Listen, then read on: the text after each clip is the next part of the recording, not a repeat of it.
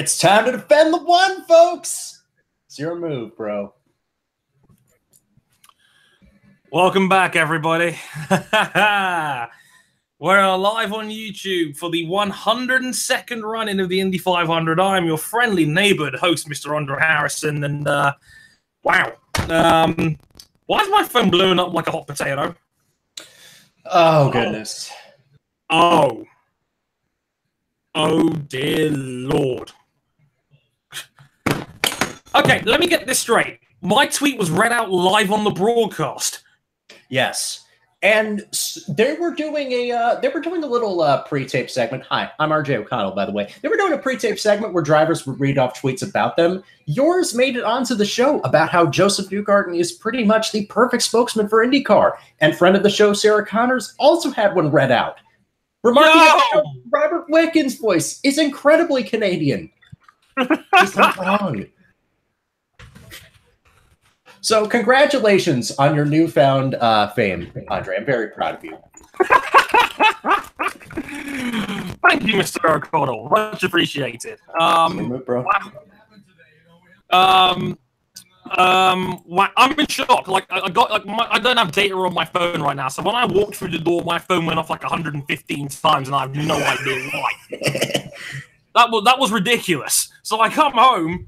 My phone's lit up like a Christmas tree, and I'm thinking, what's going on here? And it turns out, oh, wait, your tweet was read out on the air.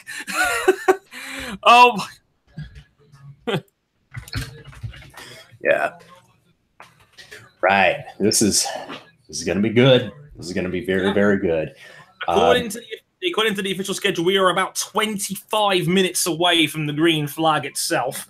Which gives me just enough time to actually sit down, having just come in from work, and figure this out. I don't blame you. If you missed most of Monaco, the race went about its to form. Apart from the fact that Daniel Ricciardo had to hold off the field with 150 less horsepower and not all the gears in his car. Yeah, I did watch Monaco. The thing is, I would have got home about half an hour early if I didn't stick around till the end. But that was infuriating. As a Ferrari fan, as a Sebastian Vettel fan, that was utterly infuriating because any other track and Ricciardo would not have won that race. Right, absolutely. If it was Canada, that would have been over in a lap. Yeah, it's just if you're gonna have an electrical problem and have a 150 less horsepower to play with around the track, Monaco would probably be number one on the list of tracks you choose. So people flocking to pick Daniel Ricciardo as driver of the day. I sit here and I tell you, you jammy bastard. In response to that. But congratulations to all the Ricciardo brethren out there. I mean, look, we finished ahead of Hamilton. I'll take it. That's still a good day. That's still 3 less points in that championship lead that Hamilton has now. But it's we'll see what these next few races bring. As for right now, this is the main event. We've cut out the filler. Here's all the killer. But we definitely hope everybody gets to this race through the end safely, of course. It's a figure of speech. And we've also got the first half of the NBA's Final Four here tonight. Helps. Oh god, yeah, 2 Game 7s in the NBA Finals as well over the next 2 days. Indeed, for the Western East Conference Finals. I think it's Cleveland versus Boston tonight. Yes, and Golden State at Houston on Monday, so that should be fun. Oh yes, we're the best player and then the best team of our generation have to win on the road. It helps. No pressure. No pressure, LeBron. It's all yours, mate. But hi, everybody in the chat. Hi, Kevin. Hi, Quimbles. Nice to see you, mate. Afternoon. Come on, Danica. Do you, my friend? Do you? Yes. Oh God. I'm just looking. I'm just scrolling through my tweets right now, and holy shit. You're blowing up, my friend. Now, for those watching the race live, since this is American Memorial Day weekend, one of the traditions of this race is the presenting of the national colors and, of course, the playing of taps to honor those who've given their lives in war service. This will soon be followed by the singing of Back Home Again in Indiana by Jim Cornelison and, of course, the Star Spangled Banner. This is where all the pomp and pageantry really begins. Yes, sir. Ah. Hi, Caddy. Hi, Evan. Rocky Road. Rhino. Oh, look, it's that guy whose name was on TV a minute ago. Right. Hi, everybody. Man, I wish my tweets were that good. Oh, jeez. And I came home and Mom's cooking barbecue as well. It's like today is a good day. I had the lunch of champions, Taco Bell. Great. Chris has joined the call. I know Chris is at the circuit as we speak. Yes. Chris DeHardy, welcome back from live down on the grid at Indianapolis Motor Speedway, or at least in the media pen. Oh, I'm just reading these tweets out now. It's like Dre, oh my god, from Alex Lynn. Hi, Alex. Andrew Kissinger going, had this tweet read about Newgarden with an ESPN free race. Fantastic. Sasky Stewart, Joseph just read your tweet. Wait, is this old? You? That's about Newgarden. Like this just happened. Like I was still in shock that this is a thing. So, like Brandon just means say hello to America. That's unbelievable. Hi everybody. Yes. Well, someday the plot Wiccans is going to be an actual thing, and when it is, maybe it might be today. Who knows?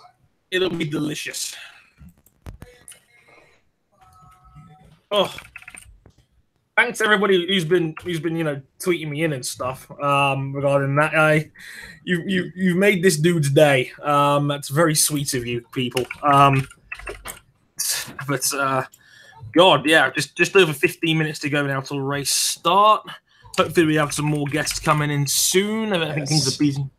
Yes, we know that Ryan King will be joining us here soon from scenic Boston, Massachusetts. Mm-hmm. Anime territory for his beloved sports teams. Right. Our Lord and Savior Brian Sweet has a stream going on YouTube, which is very useful.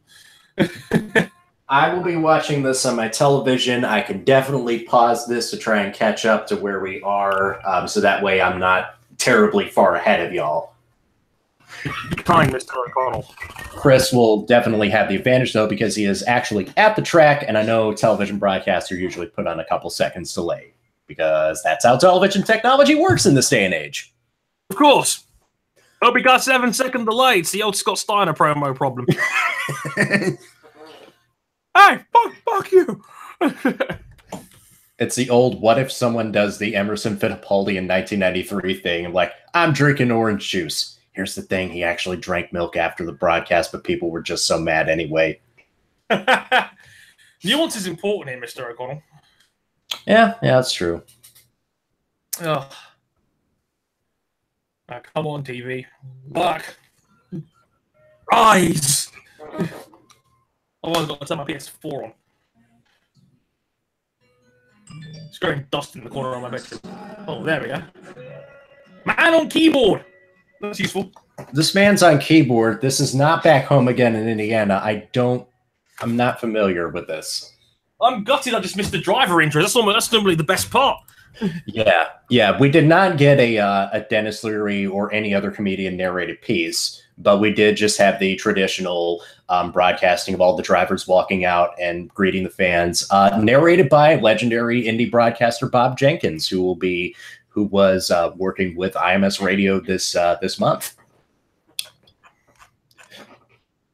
Like, for those asking about a little bit of context as well about that tweet, turns out, basically, that was a tweet I put out at the end of last season when Joseph Newgarden was about to win the championship. And I was firmly of the belief that this is the guy that IndyCar should be going all in on to support. Now, if anything, that take has actually kind of changed because America's actually a little bit spoilt right now for American top flight talent with him, Newgarden, so him, Newgarden, Ross. And the fact that we have a lot of American drivers in this field now. Yes, that's true. Quite right, Chris. Quite right. Defend the one. Defend the one. It's your move, bro. No, with that in mind, like the American, like the series has got like 3 top-tier Americans in there now, and it's not even close. And another one that probably should be up there in Hunter Ray, even though he's been more unlucky over the last couple of years than anything else. But still, it counts, I guess. But hi, Harry King. Hi, Owen as well. I see you in there, Kelly again. Hi, Cook. Matt's in there as well. Our own pit reporter. Yes, we get our own pit reporter. Hi, Alex. Yes, those watching on ABC are getting a very beautifully narrated piece about the sacrifice of American soldiers, narrated by Marty Smith, who definitely needs to be involved in future broadcasts of the Indianapolis 500. Although sadly, that's not likely to happen because, of course, this is the last year it's on ABC, and then it switches over to NBC, and Marty Smith is an ESPN dude, and probably one of their best assets that they have. Let's be entirely real. Somewhere behind Bomani Jones, Jamel Hill, of course. Probably somewhere well ahead of Stephen A. Smith. Don't talk of Stephen A. Smith around here. Yeah, unless it's one of those 2 parody tweets that reference Stephen A. Smith, the Crab Rangoon one. And the one where he's talking about, I'm very sensitive about the Holocaust. Absolutely. But, oh, goodness. This is going to be fun if the Freedom 100 was any indicator, where we had basically a 6-car battle for the lead for 40 laps. This should be extra good. Hello, Kelly Clarkson, inaugural winner of ABC of Fox's American Idol. I still think the kid that did the anthem for the Freedom 100 is going to do a better job. That's fine. We're still yet to hear Back Home Again in Indiana, performed by Jim Cornelison, who is very well rested after not having any sort of playoff commitments for the Blackhawks whatsoever.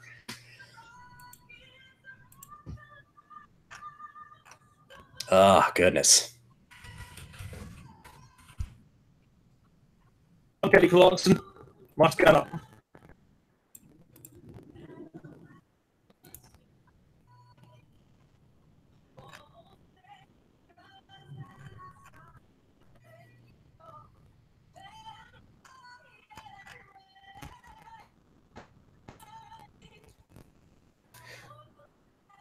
See, from what I can actually hear over your end, it sounds like you're actually ahead of me, which is actually preferable because I don't like to be way ahead of people. But that's fine. That's something I can definitely live with.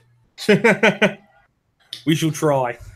Hopefully we don't get another red flag like last year. But if we do, I'll definitely Periscope my trip to Dollar General for some mid-race intermission snacks.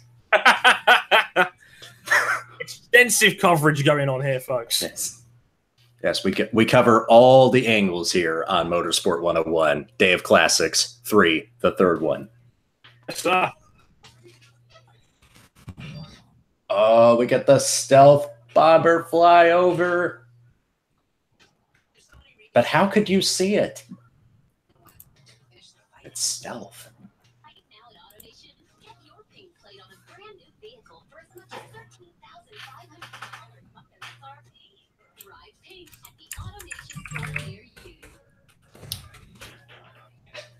Hello to everybody that's coming in. Thank you so much. And remember, if you enjoy this Day of Classic stream, or if you enjoy the podcast in general, you can back us on Patreon at patreon.com/motorsport101, where a pledge of $5 gets you early access to all of the podcasts we produce.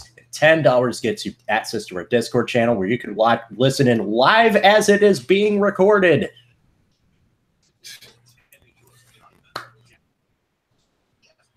Definitely. Shit, Danica Patrick's hosting the ESPYs. Yes. Wow. Already got stuff going on after racing, of course.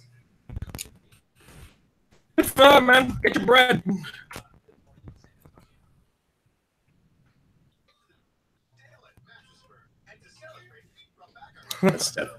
It's going to be a fun time. Joining us from Glasgow, Scotland, is the internet's biggest Jim Clark fan, and the IndyCar mother of what is commonly referred to as race car Twitter. Please welcome Zoe Hamilton. Hello. I made it. That was far too endearing an intro, RJ. The rent stealer, I think, is the word we're looking for here. Hey, Zoe. Hello. There's no cover chart for Days of my fudge. I just see Adrian Newey do a shoey. Red Bull Racing is cancelled. I don't know. Prince Albert almost did one. There was a plan, but Daniel was just like, nah, I don't think I'll make him do it. That would be too controversial. Give Prince Albert a shoey. Good fucking God. It's what the monarchy deserves. Yeah, please drink another man's toe jam, why don't you? It's what they deserve. Yeah, I'm okay with that, actually, now I think about it.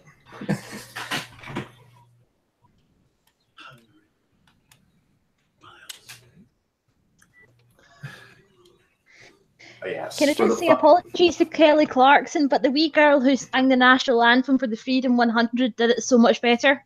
Oh, no doubt. And also, for the final time on the ABC, ESPN, Disney properties, welcome to the Indianapolis 500. Get ready for one last time of Gidge's dulcet tones.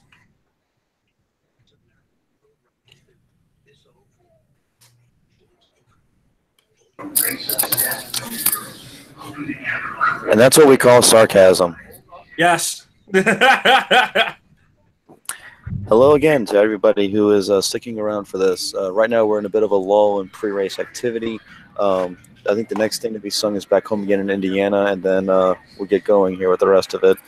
It is extremely hot out there, especially coming from someone who grew up in the Deep South. It is way, way, way too hot.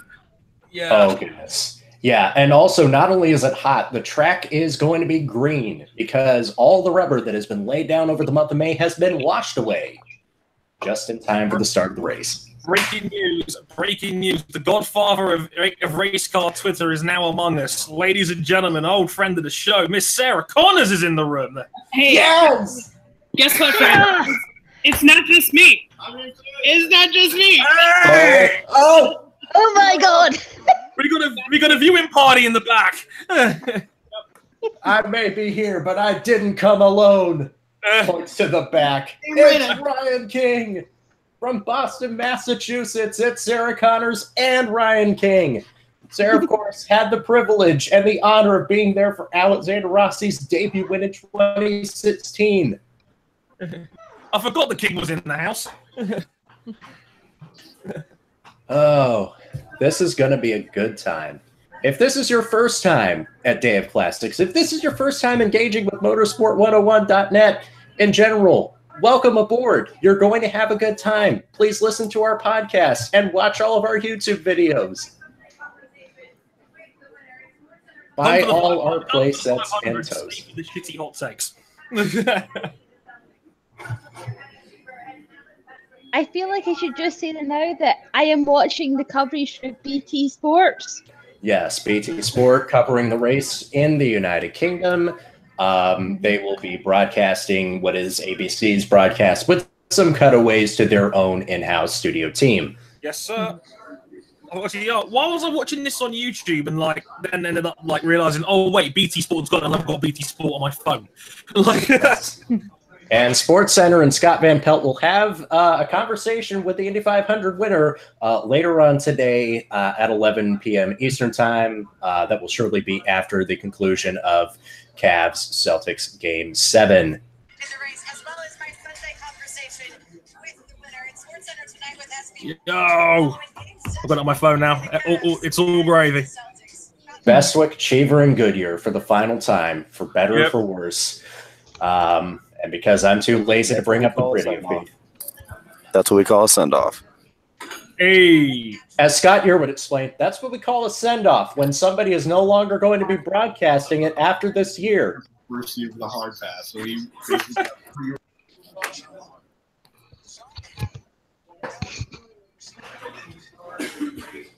Even now, we're still getting more Goodyearisms of just like cookie cutter basics about the card. It's great. So, a fun little fact: the Indy Lights broadcast booth where they called the race yesterday, right there. Friday. Oh wow!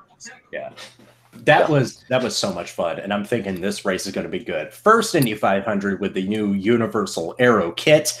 How will it race compared to the previous Aero packages? It's going to be a little bit slower. I'm going after what Ray Hall said in a post-practice conference. I think it was on Thursday, where he said that there was a lot more drag on these cars. They were 6 miles an hour slower than the previous Aero kits, and they said that from third on back in line, it was a lot more difficult to pass. And for those that are just joining, greetings from the 4th floor of the Indianapolis Motor Speedway Media Center. I'm going to be muting my mic and turning off my video right before the race starts. Thanks, man. If there is a red flag, I will be coming on to give hot takes. Chris, I would just say above everybody here, man, enjoy the show. I know you've been here for as long as your first one with us, so have a good one, and try not to shit bricks out there, okay? Yeah, they're getting ready to sing Back Home Again in Indiana, so shout out to Chris Cook. I hope he enjoys this. I'll see y'all on the flip side. Fire up the Jim Cornelison. You're well rested. You've had no playoff games to worry about whatsoever. We're still going to dunk on you for this. Even if my team fell hilariously short of expectations. It's fine. It's absolutely It's fine. Vegas might still come through for you. Oh my god, I cannot believe. Look at these guys running. God, I'm so glad this guy is not singing in a Blackhawks game right now. there are a lot. I will donate like 20 quid to the charity of Sarah Connor's choice if there's a Blackhawks jersey on the broadcast at some point. No way. Okay, yeah. I'll send you a charity name after the broadcast because I guarantee there will be one. In this 90-degree heat? Don't underestimate idiot Blackhawks fans, please. Does it count if they're in the snake pit with all the EDM bands? Yeah, of course it does. That's like peak Blackhawks. So those guys that are watching on YouTube, call it roughly 5 minutes now till green flag. They're aiming for 5:19, I've been told. British time, that is, anyway. Also, just saying hi to the chat real quick as well. Hi, Alex. Nice to see you, darling. Here he again is in there. I watched last year's Day Classics a few months ago, a favourite video on the channel. Thank you very much for going back and finding that. Chris Cook hijacked the commentary for the last 10 laps, but he got away with it. But thankfully, it was in such a creative way that I now can never say the infamous catchphrase we had regarding Takuma Sato. Thanks a bunch, Takuma. Yes, Takuma Sato, one of 6 former winners in this field, and the most recent. Alexander Rossi is in it. Tony Kanaan is in it. Oh yeah, no, I know. May I add, Bookie's favorite Alex Rossi's actually come down even further. He was 17 So nice. God. Now, here is the thing. Nobody in history has ever won from the back row, but some have come very, very close, including the likes of Scott Goodyear in 1992. Mario Andretti has come from the back row to finish second. It has not happened before, but it is entirely possible that somebody could finally be the first in 102 runnings of this race to go from the back row of the grid and win the Indianapolis 500. And why not one of the best all-rounders in the series now in Alex Rossi, who, again, is right in title contention at the moment, doing a tremendous job, basically spearheading the Andretti team now and pretty much has done for the last season and a bit now. Catch you in a bit then, Connors, in a bit. But, it's going to be Like, if anybody can do it, Alex Rossi can. I'll be with you. I didn't think he'd be the favorite going in. But especially not from back where he was starting. But if he has the race car hooked up, he's going to move through this field very, very quickly. He will. Like, Alex Rossi's always gone very strongly around here. Last year, and he was in leading contention last year too. But you see at the front of this field, we have all 4 Penske's in the top 8 on the grid. Is it going to be Penske, or is it going to be the rest of the field that wins this race? Indeed, we are seconds away from the first. I think it's 2. Is it 3 pace car laps? Yes, we are getting. We're getting 3. The pace car will be driven by Pacer star Victor Oladipo. Hey! In the 2-seater car, I don't know who's. Is it James Hunt in the 2-seater? What, James Hunt? What year is this? No, it's Nick Cannon, and he's hilarious. Oh, he's a funny man. That'll do. Nick Cannon, who now also has his own brand of upscale headphones, because can't let Dr. Dre have too much of the market share. No, that is still the man, the myth, the legend, like Mario Andretti in the 2-seater. He's now 117 years old and he's still up there doing it. What a guy. Yes. We will have helmet cams for this race, and we may have them for longer than just a couple of laps. Why? Why is the Monaco TV director on it? The arrow on board has moved from James Hinchcliffe, rest and bump day, to Jay Howard's car. Zach Veach in the Van Uber Racing Developments colors. Excuse me, the Paramount colors. Sorry, the Group 1001 relay colors.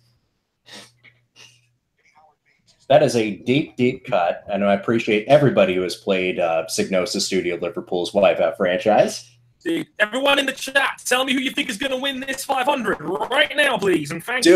Do it now. Do it. Give us your predictions. Give us your surprises. Do you have an upset in the working, or do you think this race is going to go to form? Yep. Alex is going for Max Chilton.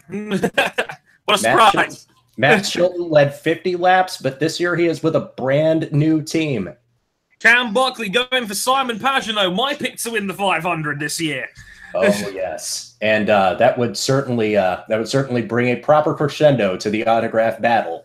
I'm going to run down Mahiri Stewart going for Sage Karam. That's a nice underrated little pick in my opinion. Brian Reinbold put everything into this race, and they're usually kind of good at it. Sage has got to make it to the finish. Vic going for Bobby Wickens. Oh, that would be good. You know, a rookie. That would be 2 rookie winners in the last 3 years. Big Blue going with Tony Kanaan. Winner in 2013, first drive for AJ Foyt. Will this be his last shot at an Indy victory? He was going for Will Power.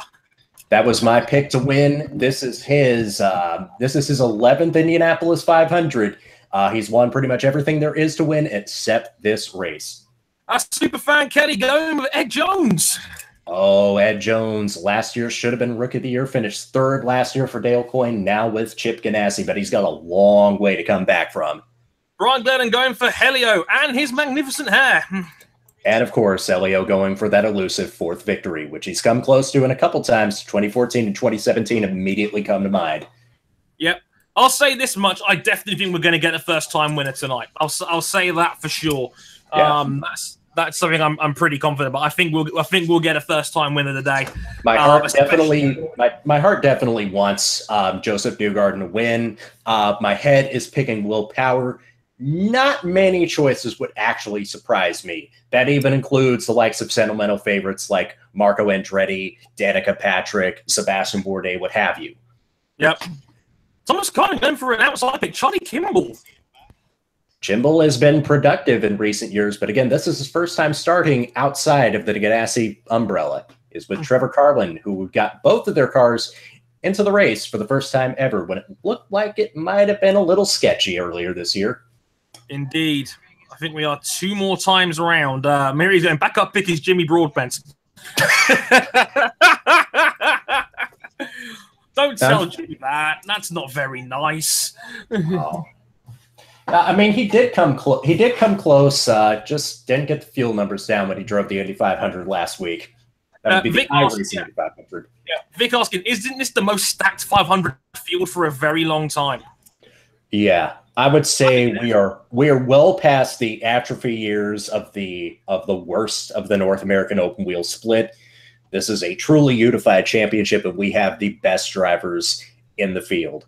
We are, of course, missing one of the championship contenders. That story has been well documented. But with what we have still, when you consider the full-time talents and when you consider some of the part-time entries like Elio and Danica, it's a very good field. Mm-hmm. So, ladies and gentlemen, I think we're a lap and a half from green. All 21 of you watching along with us, thank you so much for choosing to ride with us for the 500, even though we're going to be a little bit behind the live broadcast. Obviously, we're obviously watching it live, and obviously the YouTube conversion rate is never going to be ideal, but thank you for sticking with us. It's either this or you have to listen to Eddie Cheever. Well, if we're worse than that, we shouldn't be bothering, quite frankly. Right. Also, good grief, I want that Corvette ZR1. I bet you do.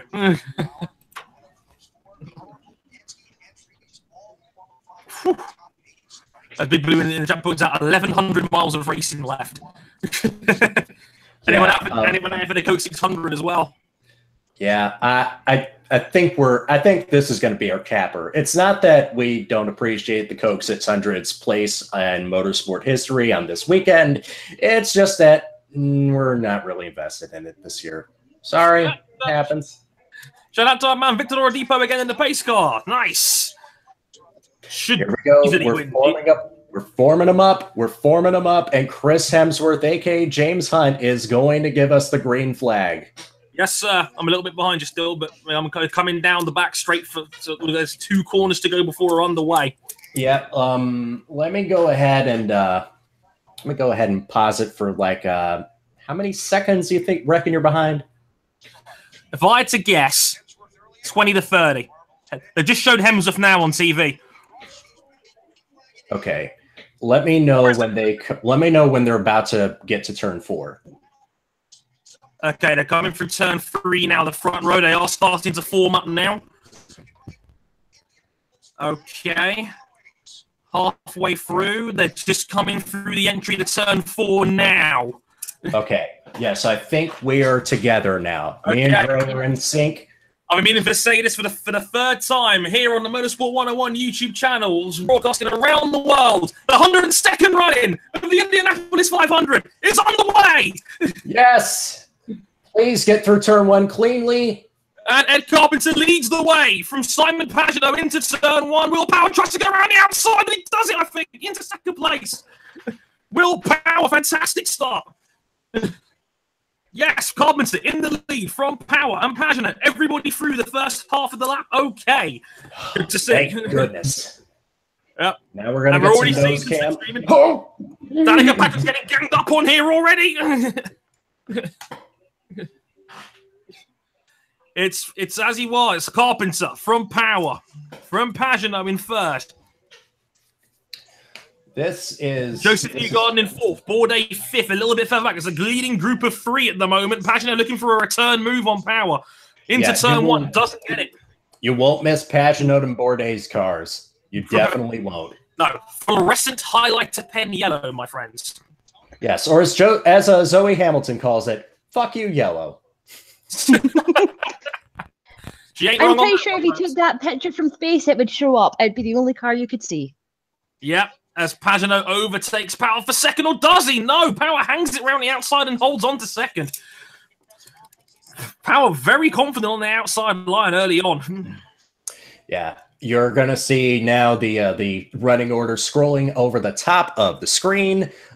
We do have confirmation that Rossi moved up 4 spots in the first lap alone. Yep, Rossi up to 28th place at the end of the opening lap. We just started lap 3 now here, folks. And yeah, already Alex Rossi on the move. Up to 27th now. He's just passed J.R. Hildebrand. Next target for him will be Max Chilton in the Carlin car. Graham's jumped up 7 spots to 23rd. Wow. And hell of a Connor start. Daly is last. Mr. Irrelevant Connor Daly in a moment, unfortunately. But Carpenter leads by just under half a second as we start lap 4. Pagano Biggest second. loser is Max Chilton, who's dropped down 6 places to 26th. There's still time for a pace car. Hey, Yeah. BT Sport, hire us. We're available, and we're worth for more than exposure. Yes! All you gotta do is pay us like some $1,000 a year. I'm not that easily bought. I've got a job, you know. On board now with Helio and Magnificent Hair in tow as we go through turn 3. No matter what, that Penzo car just looks so good. It's beautiful. It is a beautiful thing. So, Dre, were you made aware of the similarities between Elio's pattern of victories and Allen's seniors? No, feel free to tell me. Both of them. So, Allen's Jr. didn't race, and Allen's Senior didn't race in '69, but he won back-to-back years in '70 and '71. Just like Elio didn't race in 2000, but then he won in '01 and '02. They had to wait. They had to wait 7 years each for their third victories, and after waiting another, I want to say it was 9 years, Allen's Jr. picked up his fourth. Guess how many years in between victories it's been for Elio Castroneves? Yep. Yeah. So all of it is lining up together. And remember, just like Allen's Sr., Elio Castroneves is just a part-timer at Indy this year. You know what's funny? Brian Sweet's stream is actually further ahead than BT Sports right now. That says a lot about BT Sports Mobile, that right there. Oops. You know what, RJ, if you want to fast forward to the live broadcast, feel free. Yep, I'm going to go ahead and do that right now. I hope nothing terrible happens in between the time. Okay, I've fast forwarded up 30 seconds. Good. Now I can watch on my TV instead, like a proper man, or something.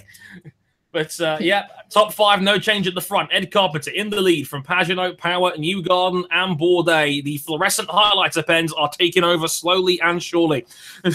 ABC has gone side by side with real people, not actors, here to tell you about how great the Chevrolet What's-It is as a car. So, Zoe, let's talk about your clear gambling problem here. I see you've put actual money on Marco Andretti to win this. To be fair, it was free money. It was like a £5 free bet, wasn't it? Yeah, I got £40 in free bet. Annoyingly, like you've got 2 of my picks. Spencer Piggott and Matt Light, I also had money on. I had Matt Light's $250 each way. But I used actual money, like a proper gambler. Oh, yeah. Not just, I'm going to leech off a new account sign up, Zoe. Well, it was the girl when I went to put my bet on told me about it, and I thought, I might as well. Yeah, Zoe is definitely our resident Marco Andretti fan. Just so loyal when others might have fallen off. No, Zoe is willing to ride or die with Marco Andretti. And Marco Andretti is working with Brian Herta, the mastermind behind Alexander Rossi's win in 2016 and the late Dan Wilden's second victory in 2011. Yeah, I went up to Michael Andretti with an old Marco Andretti hat. Mm-hmm. And he was amused. I think he appreciated the fact that there was actually an Andretti Autosport fan at Battersea that wasn't just there because of sponsors, though. I still want a bloody Snapple cap. I have to make this happen at some point this month. It's got to happen. Please send Dre your Snapple caps. Sarah, you're going to Pocono. Oh, Sarah wouldn't Sarah. I can't have Sarah spoiling me like that. I'd feel terrible. Oh dear. But yeah, no action, no change at the front. By the way, you're not missed anything. We're on a side-by-side commercial. We've just started lap 11 here, and Carpenter's still comfortably out in front from Simon Pagenaud, Will Power, and you got. If anything, the front 5 is certainly spreading out quite a lot here. I think there's a good almost second now between the front 2 and 3 here. That's the thing. We're not seeing the usual constant back and forth slipstream battles that we've been used to seeing in the last handful of years. Mm-hmm. But they were predicting this. Yeah, we predicted that, and I think it was Will Power that said as early as last month that overtaking was going to be a lot more difficult this year. So yeah, the front six definitely quite spread out as we come over the line to start lap number 12. We're almost at 1/8 distance already, 1/16 distance, I should say. So we're already nearly 50 miles down. So further on for the field, Kanan in 6th, Spencer Piggott still riding well there for Red Carpenter in the 2nd, 21 car in 7th, ahead of Helio and his great hair, Dixon in 9th, Andretti now in 10th, Hunter Ray 11th, and Danica Patrick, one of the quality fallers in the field, has dropped to 12th place, unfortunately. But I've also got host of the SBs, Danica Patrick. Also, guys, I've got some breaking news regarding the podcast live. I can break to you live on the air. From now on, the website will no longer be known as motorsport101.net. It will be now known as motorsport101.com, ladies and gentlemen. Yes! We got the .com domain. Nice. Update your links. .com. Yes. Massive thanks to, like, you'll never see her behind the scenes, but Stephanie Hunter at Silvercode does all our website work. She does the Lord's work behind the scenes like you wouldn't even know. Anytime I get a chance to talk about her on the podcast and anything like that, I always do, because Steph is a miracle worker. I love that girl to death. She's on holiday right now, and she's still been able to snag this and sort out like 2 profiles to get Patrick Hofstetter, you may know from the Hooniverse and from the DFS show as well as Hazel Southwell. You've probably seen her fantastic Formula E piece on Saudi Arabia and Formula E's future over there as well. She's done all of that for us in the last week. So, Steph, I know you're not watching, but thank you so much for all the hard work you do.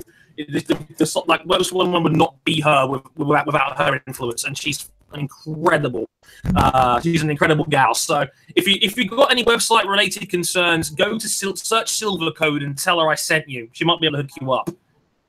Yes. Back to the show real quick, as we're on board with Danica Patrick at the rear. And get your jokes in now. She's still in 12th place there. But again, as mentioned, the field is spreading out. We talked about Alex Rossi. He's up to 26th place now, but he's 23 seconds off the lead now. This field is spreading out a little bit.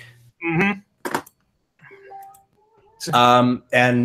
Noted Associated Press motorsports contributor, I bet you can guess who, has just pointed out that when it hits 93 degrees, it'll be the hottest Indianapolis 500 on record.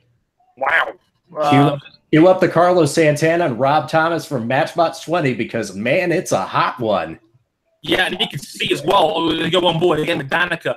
There's a lot of lifting going on through these corners. They're dropping as low as maybe 205 on the apex through these turns.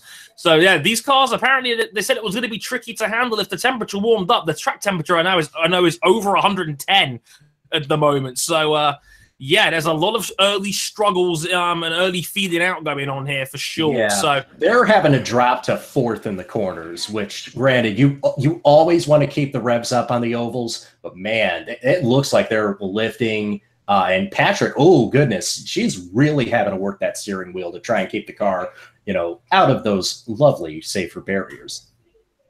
Indeed. The chat is hyped regarding the new news. Thank you all so much for the kind words, much appreciated.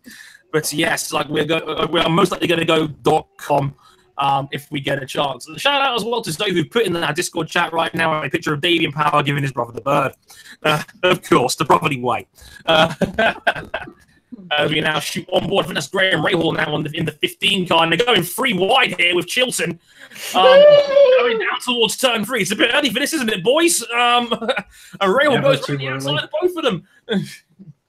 Never too early for any of this. Oh, goodness. Yeah, because I'm about to see this right now. Rahal is going to set this up on the outside. He has Karam and Chilton beneath him. And he's got plenty of momentum and the audacity to send it to the outside. Indeed. Yeah, completely agreed. It's looking like a handful out there. Graham Rahal now on board of again here, and he's +7 from where he started. He's had a terrible 500 week, really. Qualified in 30th place. Not really the caliber of Rahal as a driver, but he's up 7 places, really up into 23rd place. But again, the field's spreading out so much here. It's now 24 seconds separating him and Ed Carpenter in the lead of the race, who has led every single lap so far as we almost at 1/10 distance. We're starting lap number 19 now Carpenter stretching it out just a little bit now over Simon Pagenaud up the front. The top 5 still unchanged. Carpenter, Pagenaud, Power ahead of Newgarden and Bourdais. But the top 6 is certainly starting to break free from the rest of the field now as well. They're going to be lapping Conor Daly in the next 4 or 5 laps. Ireland's core temperature has stayed roughly the same because Conor Daly is off the lead lap. Ireland's core temperature is also staying roughly the same because they've repealed the 8th. Well done, Ireland. Ireland welcomed us all. Yep. Way to go, Ireland. Also, shout out to Cam, who's chatting up in the chat as well. Cam, he's saying, apparently it was more than just ERS on Danny Rick's car. He was about 25% down on power after the mechanical failure. Still won.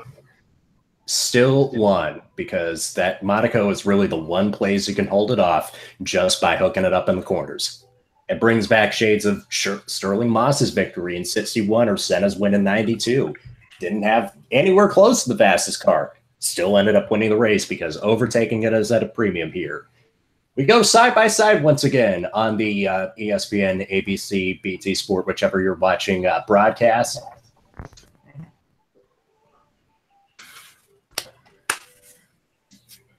Like, is it too late to be a little bit solemn about just how much these cars are spreading out at the moment? Because it's not a good sign. Oh yeah, it's definitely a little worrisome. But the thing is, we're almost at the end of the pit window. What are the tires going to be like at the end of these pit windows? What kind of adjustments will these teams make to their cars as the race progresses? Remember, we're expecting about 7 pit stops at minimum for this race. Yeah, maybe. Who's away on the fuel saving strategy? That's the big one. Yeah, I wonder how much they've got. They've got Plan B on a button marked out over Radix Rossi's car, just in case. Like 2 years ago, did it not? It should be labeled Plan C. The C is for clutch or coast.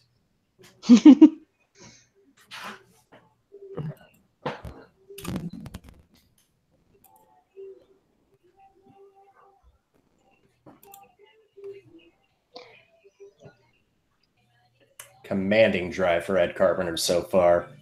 Indianapolis native, pretty much the hometown sentimental favorite. Always been quick here. This is the one race that I think he comes back for better or for worse, every single year, even when it's not always advisable. But at the rate he's going right now, it could all finally come together. But there's still 7/8 of this race left. 9/10, you should say, really. I mean, we're bad on the maths here. We're not even at 1/8 distance yet. We do like Carpenter come around to start lap 24 of 200. Again, no change at the front. These cars are spreading out, but as mentioned, we are approaching the first pit window. So yeah, it's bound to get interesting, and seeing how these getting late tires, late tire spans, who's going to be going aggressive on fuel, we'll have to wait and see. Yeah. From Tony DeZino, the entire field has held position from lap 10 to lap 20. Passing is going to be difficult today. Yeah, we're on board now with Raw Power in third. He's now a 1.5 seconds behind Simon Pagenaud. It's right now. It feels a bit like a time trial at the moment. It was like looking at the gaps across the top of the screen. There's barely anybody within a second of another car at the moment, and it's going to be tricky as this goes on. Again, as mentioned, there's barely been any passes either. I mean, yeah, the field is holding pretty stagnant for now. Hopefully, we'll get some changes around this first round of pit stops. Yeah, this is a race where I feel like pit strategy is definitely going to play. And, of course, the constant game of adjustments to the car. Do they have it set up right for the temperatures and the conditions on the track? Do they have it set up well for this stage of the race as opposed to the end of the final handful of laps? And, of course, what if this becomes a race of fuel mileage? Anything can happen, of course. I would know because I saw it from the sports bar at the Atlanta Hawks Arena when Alexander Rossi went 36 laps on his final tank of gas to win the 100 Indianapolis 500. As we cut middle towards the middle of the field, we do have a pretty good battle for position, one that is involving Robert Wickens. I see Carlos Munoz is in there. Takuba Sato, I think, is in the midst. That's Chilton, I believe, is up there.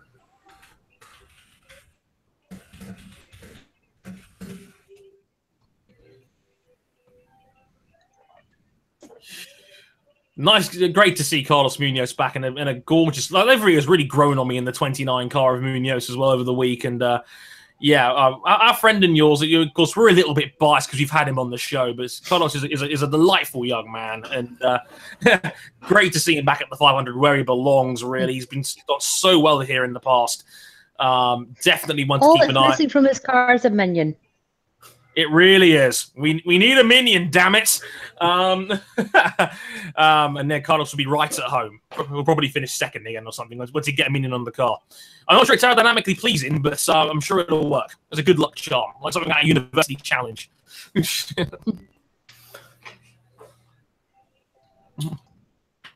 Oh no, that is not Chilton at the head of the pack. That is Zachary Clayman DeMello. Clackery to Mackery. Yes. Or as he is known, Zachary Clackery DeMackery, who was not meant to run this race. Originally, that was meant for third-generation racer for Pietro Fittipaldi. Fittipaldi was injured in a time trial crash at the WEC Severs Swap Breaker Shop. So Zachary Clackery DeMackery, who was only set to drive a handful of races and not the month of May at Indy, is coming into this race, and he's been deceptively quick all weekend long as somebody got passed. Yeah, car in trouble there. He's like he's being attacked all over. Not the best directing from our camera crew there down on the track, but someone is losing the speed quite rapidly here as Rossi's coming through. That is James Davison in the 33 car run by Jonathan Berg Racing, also co-run by AJ Foyt Racing and Brian Bellardi's Bellardi Auto Racing team. Oh, dear. I am absolutely devastated that James Davison is having a problem. James Hinchcliffe will have horrible things to say about him because apparently James Hinchcliffe is really mean to Davidson. And who actually believes that? Also, Alexander Rossi continues to pick off places. Yep, he's carving his way through this. He's just got past the aforementioned Davison, and he's now right in the tow. I think that's who was that? That is Jay Howard there. As we see another 3 wide here as well with another fluorescent. That's Hunter Ray's car. We got a scramble here in the midfield right now. Oh goodness, yeah. With Davidson's car not being on the pace right now, this could get a little bit hazardous. Oh, there's 3 wide. First car in the pits. Danica Patrick is the first to blink on lap 30. Danica is the first in. From Sonic and All-Stars Racing Transform, Danica Patrick going for the Thundercloud. It just makes you wonder why Shadow the Hedgehog, Football Manager, and BD Joe were not in this race either. 14's in as well. I believe that's Tony Kanaan. Tony Kanaan's in as well. So we're starting to see the first of the pit stops here, folks. Yes. And of course, this always leads to equal parts comedy. Hopefully, not a lot of tragedy in the actual sense, but tragedy in the sense of oh hey, somebody could completely mess up a tire change, or the car will stall, or like what happened with Townsend Bell and Ryan Hunter-Reay in 2016, where they just hit each other in the pits. Leader is in. Ed Carpenter pits from the lead on lap 31. And he's got Helio right behind him. Yeah, I would hate to. I would hate to imagine. Pagano, sorry. I would hate to imagine what this would be like if we still did not have pit lane speed limiters. Jesus Christ, that would be bad. Decent stop from Pagano. Carpenter's going to just hold on to the lead on pit exit. But Pagano is certainly closer. I think in real world running anyway, by the time they both come out there and get up to full racing speed, I think Pagano certainly made up a lot of that 0.9 deficit he had when they came in. That's always going to be one of the advantages of the Penske team is that even if their car is not as quick, their pit crews are always the most prepared. Indeed, Will Power now coming in on lap 32. So yeah, the Penske. New Garden. Yeah, sorry, New Garden. So I keep thinking that was Power Cars with the number 1 plate on it. Like, oh, our memories are short. Defend the 1, baby. Defend the 1. Brilliant stop from New Garden, though. 6.5. Defend the 1, baby. That's a brilliant. Can I just say I've given up on the BT stream, despite having using an actual account. They're so far behind. Yep. I've swapped to the other stream. And Dixon has come out ahead of Bourdais on pit road. Well, he did just win the pit stop competition. Are we sure? Oh, damn it! He beat Hinchcliffe in the final. Why must nothing good happen to my beloved Hinchcliffe? Oh, dear. But yeah, Dixon has come out ahead of Bourdais. On the other hand, this is going to give him extra motivation to rattle off a 5-way sprinting streak by the time we get back to Detroit. Hey. Because that's realistically as long as the road doesn't come up. Yeah. Oh, goodness. So we are now... Ooh, we're getting some good camera work here from Blair Julian, the crew chief of Scott Dixon's car. Man, I could not do that at that level of precision or speed. I remember trying to... Richard Hammond. No, I remember trying to change the tires on a go-kart for a free ticket to an indoor karting track. That was not going to go well. No. So does this IndyCar Series advert count as the first drink for showing Scott Dixon's crash? Maybe. Right. Guys, I'm gonna pit back in it. I'm just gonna get some barbecue. Back in a minute. Yes, Trey will be back. Me and Zoe will take over as we're on commercial break in the United States right now. This is not a side-by-side, but we are still racing. Zoe, what's been your favorite moment of the Indianapolis 500 and all the Indy 500s you've seen? Of all the Indy 500s I've seen, oh, probably a toss-up between 2012 when Dario. Mm-hmm.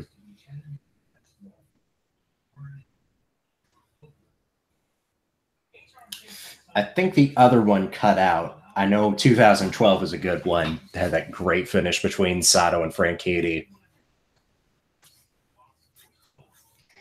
What about you? I mean, it's tough because 2015 with Montoya's second victory, that was a really good one. I was a huge Pablo Montoya fan and still am. I think the finish of the 2011 race was pretty good. Knowing what happened later that year, of course, with Dan Weldon's passing, that just made that all the more poignant. 2016 will always have a special place as well because that was just after I became friends with Sarah, which is how I eventually, through a series of weird events, ended up here. And I was watching that race live and thinking, oh my God, he's going to do it. He's going to do it, and he did it. 2017 was also really neat because it was great to see Sato win that race 5 years after he almost won it. Mm-hmm. Oh God, I've lost it now. God damn it, Twitter! Why did you have to refresh? Danny Brenham, just a couple minutes ago, James Davison is going full Jay Howard. Someone tell Scott Dixon to watch out. Oh no! Yeah. Although, in fairness, Jay Howard does look a lot more. He's remembered how to ride a bike. A lot less race rusty, let's just say. He's remembered how to ride a bike. James Davison was at this year's race. He was Sebastian Bourdais' injury substitute, was running reasonably well until we got caught up in a multi-car pileup and never came back until this race where he was the last car to get in.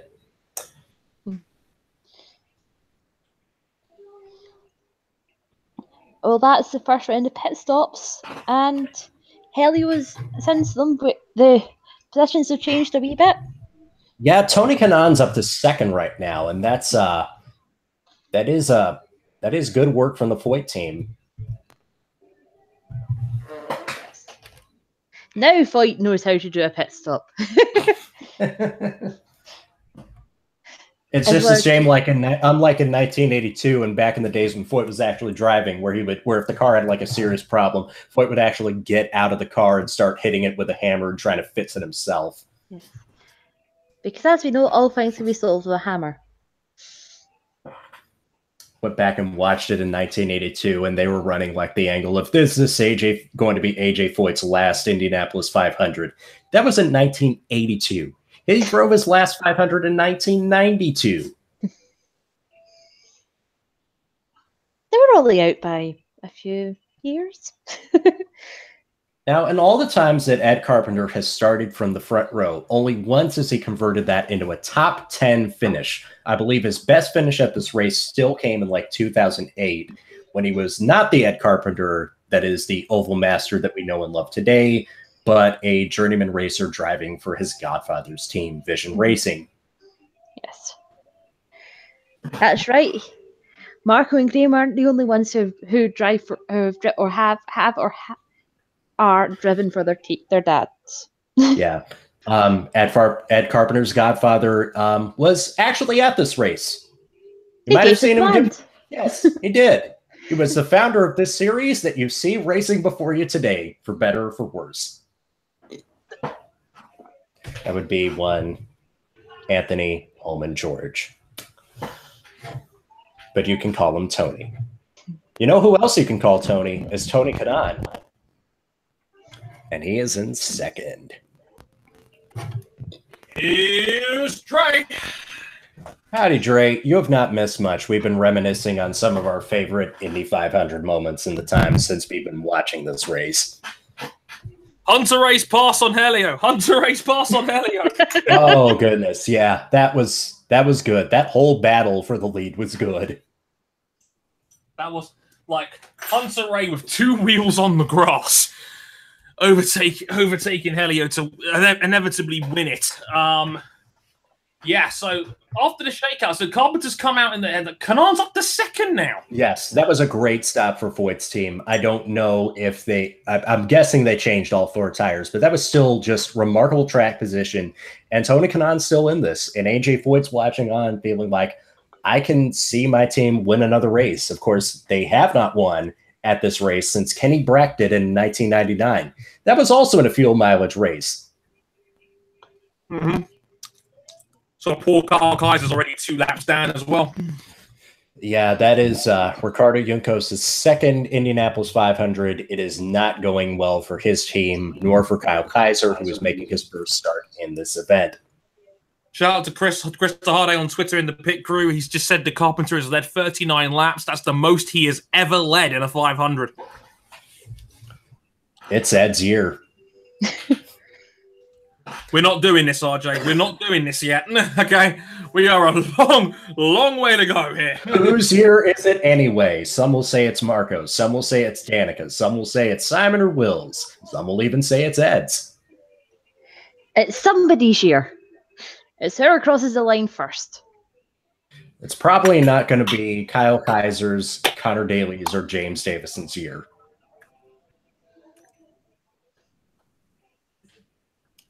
So after that reshuffle, Carpenter now leads the way after lap 45. Kanaan second, Newgarden up to third, Pagano slipped down to fourth. And hey, the man with the great hair, Helio's in the top 5 now. We're about to pass the quarter pole of this race. It's flown by fast. I will give it that. This stays clean. We're definitely going to have a contender for one of the fastest Indy 500s on the record books. The current record was set in 2013 by Tony Kanaan. So Kanaan can say he had the fastest 500 ever. Yes, and that was a record that many people thought would never be broken because it was set in 1990 by Arie Luyendyk at a time where the cars had a lot more power than this. Mm-hmm.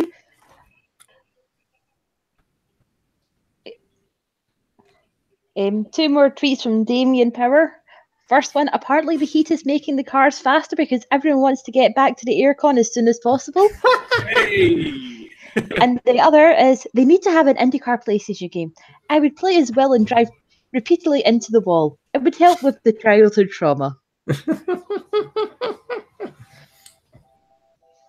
The joys of siblings. So, can we adopt you? You give me like the older sister I never had. Yeah. Paul Davidson's getting passed again. Yeah, he has been off the pace for a while, a long, long while, and I wouldn't be surprised if they looked at this situation where he's not fast enough to stay on the track. They may have to call him in. Shout outs to John Alesi and Simona De Silvestro from 2012. Especially Alesi, who was black flagged and parked for the race for being too slow, and then given an extra penalty on top of that. Davison into the wall! Oh, no. Talked about him. Davison is in the wall, and that'll be your first caution of the day. At lap 48, James Davison is in the wall. I'm about to see it now. Oh, goodness. Oh. Crashed on Fast Friday, was borderline to get in the race. Not exactly the most popular or endearing character on the grid. Oh, there's someone else out. Someone else out. That's Chilton. There's the Sato. Last year's winner. Takuma Sato is out. Oh, boy. I've been waiting a year to say this, people. Not now, Sato. Sato's driven into the back of Davison. Oh, my goodness me. And Carlos Munoz had a very lucky escape as well. Not now, Sato. The name is back. Oh no! I'm waiting for the clip from clip from the Japanese broadcast, because that's the one thing about covering Super GT and Super Formula. I follow dudes who are able to like grab clips of the Gaura Sports broadcast. Oh my goodness! Yeah, it looks like Sato just didn't expect Davison to be closing in on him that fast. Yeah, like Chris just put on Twitter. Oh. No, yeah. He was trying to get around him, but when he turned the wheel, the car just would not turn. Jesus. They said straight into him. I just want to say, yeah, he's like, it looks like he's driven straight into him. He's drifted up. He tried to turn its locked, and that was it. Worth pointing out as well, Sato's last lap was 14 miles an hour faster than Davison's. Now, I have to ask the question here. Should you be running a car that's going at 203 miles an hour around here? No, as I was talking about, they should have pulled him off the track. Like, if you're running below the level of the first stage of rookie orientation, you need to park it. I don't care what you tell me.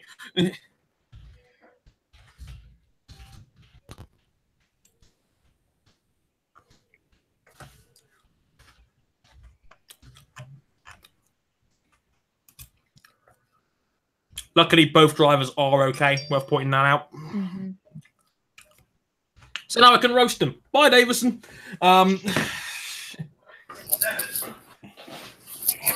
So, hot take on that incident.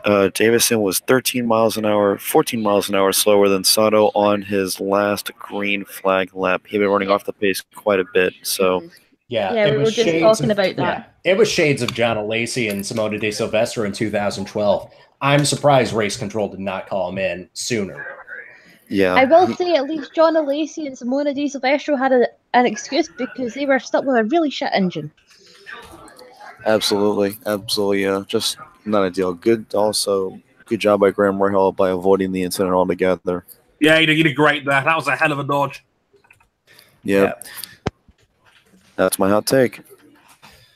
Thank you, Chris. Cheers.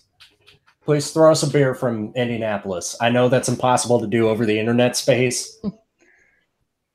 Just buy us a couple of cans of Finchtown. I will settle for a non-alcoholic Copperberg.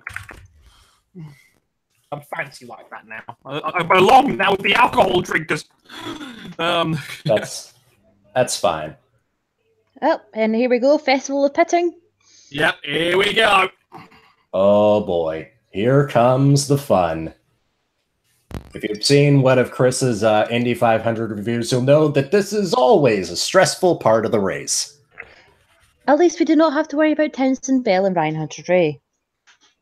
Or Also- Ryan Briscoe and Danica Patrick. Also, I've seen in the chat we are flooded with catchphrases. I don't think you need me to tell you which one it is. Like Vic goes, he's in my picks, damn it! Maybe later. Maybe later, Sato. Who's going to come out pit road in front? It's going to be Carpenter will come out in front of Kanan still. Scott Dixon's jumped up a few more, I think. Powers up 3 places, up to 3rd.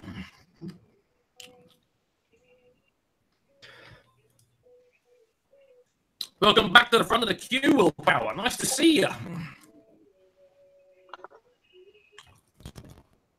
Yeah, I've just posted a link from the chat of the Garo Sports team breaking down the replay of Sato's crash. From what I understand, and just from the tone of the voice, they were just like, "Oh dear, this isn't good." Will Power jumps up 3 spots. Yo, that is Penske's pit work coming into effect.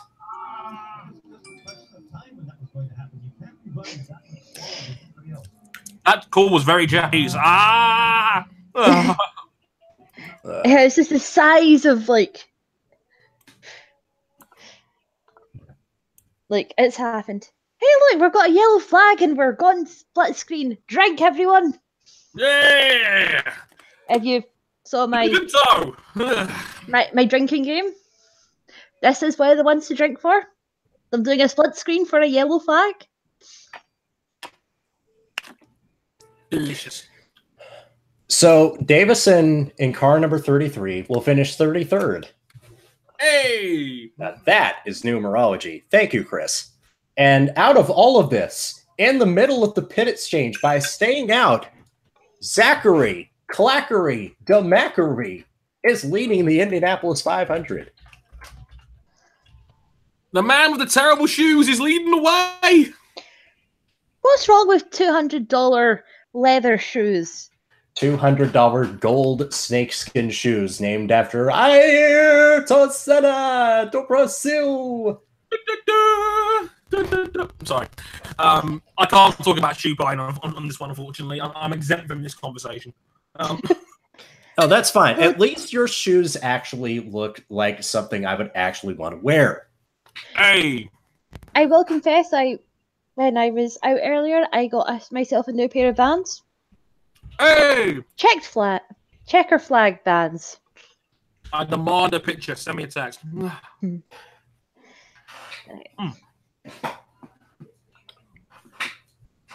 Mama's barbecue was delicious.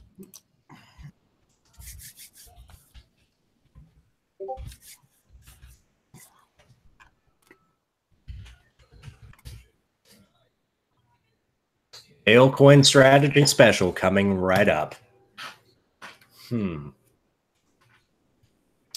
that's the thing. Like, Dale Coin Racing are based out of a tiny, tiny shop just outside of Chicago.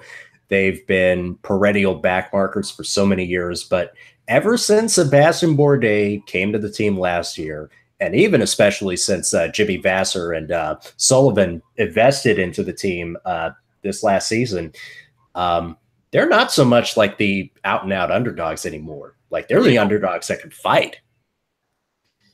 Worth pointing out as well, according to Chris DeHardy on Twitter, incident involving Ed Carpenter. Uh-oh, is that speeding under pit lane?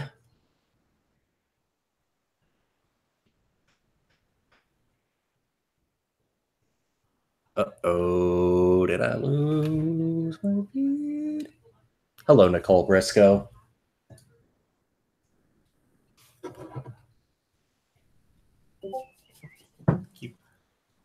Okay, there we go. I'm back online. I had a bit of a moment there, but we're back. I'm back. Get back. Nicole Briscoe is back. Her husband is not. Hey. And so is the snake pit. Yeah, just worth mentioning as well. I don't know if it came out during the internet, but Ed Carpenter is under review. Yeah, I'm thinking this is this is maybe speeding under pit lane. Because that's like the only thing I might be thinking it is.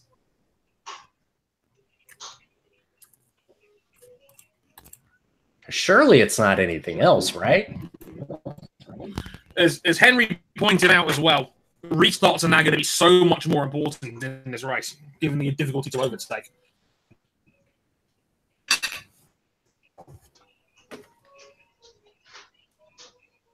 Dre, check your phone.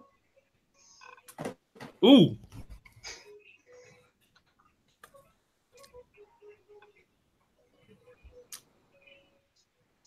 Inbox, yeah.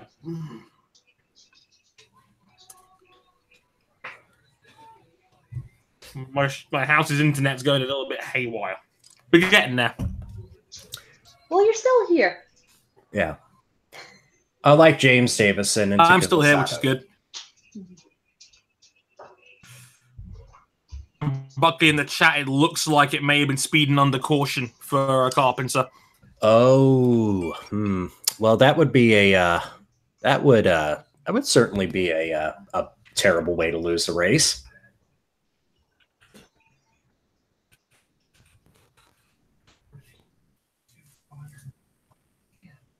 Chris, if you're listening, if you know anything, feel free to chime in.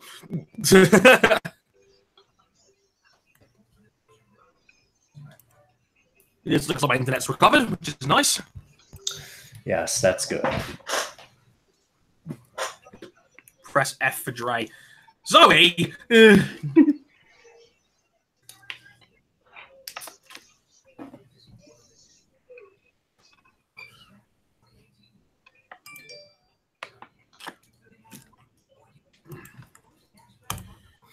Baseball is on right now. I don't care. It's the 102nd running of the Indianapolis 500. Let's go. I know the Braves are going to get beat by the Red Sox. It's fine.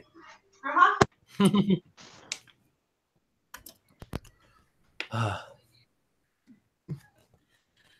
news for all you Jack Harvey fans out there. Due to that caution, he's now back on the lead lap. Also, are we really about to have a restart during an ad break? Nearly. We're back. Well, at least on my screen, we're back anyway. Plug for Game 7 tonight between the Cavs and the Celtics, 8:30 p.m. Eastern on ESPN. The NBA Final Four beginning soon. I'm also, amazed Carl that Kaiser, breaking news, Carl Kaiser has a drive-through penalty for hitting pit crew in his pit stop. Oh, golly. I feel like Ricardo Juncos and his team are going to get there, but this is going to be a tough learning season for them as part-time IndyCar Series competitors. Indeed. Green flag next time round, people. Okay, so we did not get the dreaded restart under the advertisement break. Huzzah! Everyone take a drink. Hey. Zachary, Clackery, Demachery will lead them to the green flag. And here's the thing about Zaman, Clayman, Damon. While his results have not necessarily been there, over the last couple of races at Barber Motorsports Park in Birmingham and the Indianapolis Road Course, he's been racy. He's been exciting to watch, and he's been quick since getting into this car.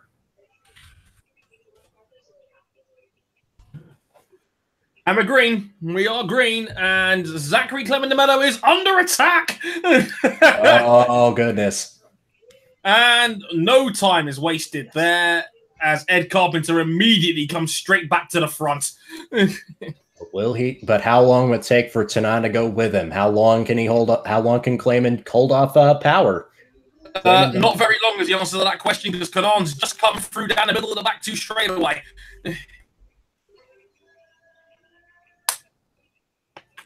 But that is fine. Whatever those laps he stayed out may come back to benefit Zachary later in this race. Yeah, that was a perfect restart from Ed Carpenter. Did exactly what he needed to do. Got an extra few car limits between him and Tony Kanaan.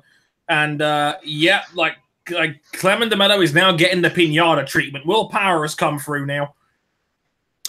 Johnny Molam is one of the people apparently on the BT Sport commentary team. Johnny Molam, who has been retired from sports car racing now for about 3 years, but is still not actually retired. Did I see Dixon just get past there? Yep, Dixon got passed by Hunter Ray. And I think Chip Ganassi likes well. winners. And he likes King's Bank. Where are King and Sarah? Where are Sarah and King? Also, Carpenter Pit Stop Reviewed assessed a post-race monetary fine for hitting unattended pit equipment. Restart, however, is also under review. Oh no! Wait for it! Ed Jones! Oh no! My TV's lagging behind, so I'll see it in a second. Ed Jones just seemed to lost control and spun into the wall, hit it at the back of the car, all gone. Yeah, Jones out. Ed Jones has gone from plucky Brit to struggling Emirati. All one Indianapolis 500. His third last year for Dale Coyne. His first Indy 500 with Chip Ganassi Racing will end after 58.5 laps. It's time for another caution. Drink. Yellows, breed yellows, and these yellows really need to start wearing condoms because they're making too many yellows out there.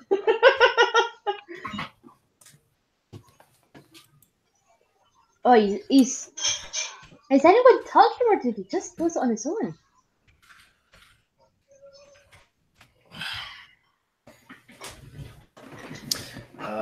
I'm about to see the replay, and yeah, something he has lost the control of the car coming out of turn 2. It looked like he got tapped, possibly. I don't know. I think that car went on his own from the first angle, looking out from turn 3. Mm-hmm.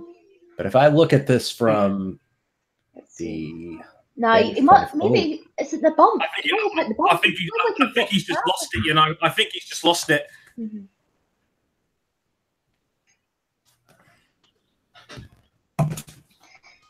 Damn fly.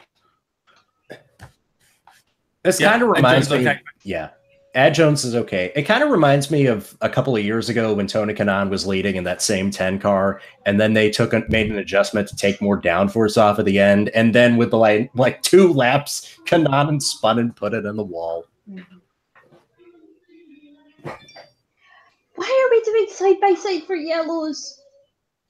Why ABC? Drink more, Zoe. I want you pissed drunk by the end of this broadcast.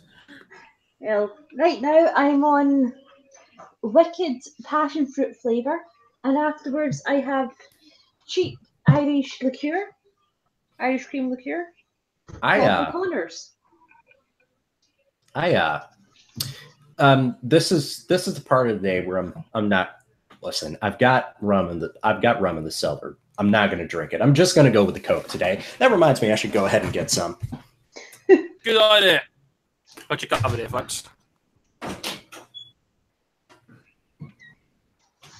Still have 22 of you watching along with us. Thank you very much for your continued support. Chat saying it looks like something broke on Jones's car, possibly. Well, it did look like I thought he got hit from the car angle because it looked like he'd been hit, then he lost control. So it could very well be something broke. Mm-hmm.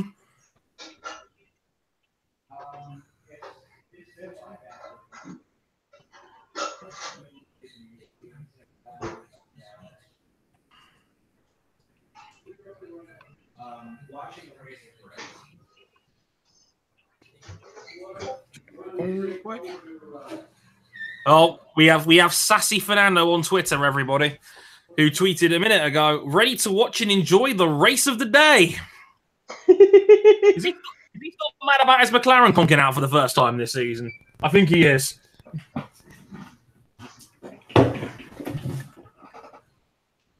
Can of Coke to you, sir. Harding Racing is in for the pit. Gabby Chavez has been in for the pit stop. Chavez! And someone else I couldn't quite make out. This would be, of course, a good time to remind everybody that if you back the show on Motorsport on patreon.com/motorsport101, $10 a month will get you access to our Discord server so you can listen in on every recording of Motorsport 101 and Bike Live. And you can also listen to Motorsport 101 and Bike Live on Apple Podcasts or SoundCloud or wherever you can find podcasts like ours. Hey. Jay Howard has been in the pits as well, from just going to Smith Peterson's Twitter. Yes. And Jim Aiello of the Indianapolis Star has pointed out that number 1, Sato, and number 3, Jones from last year are out of the race. Watch out, Helio.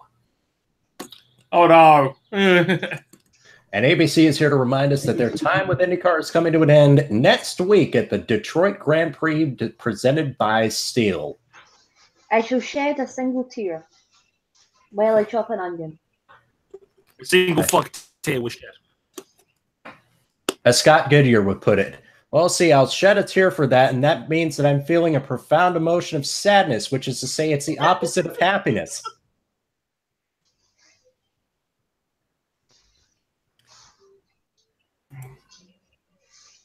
Yeah, they've shown it on the backside as well. It looks like Jones just lost control of the rear. Yep.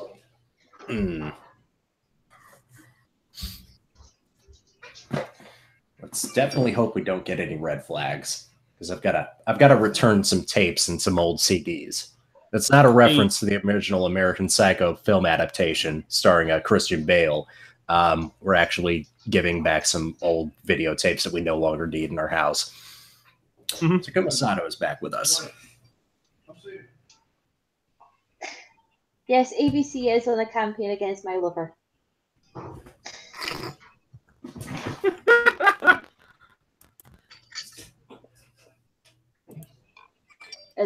I say as I refill my drink.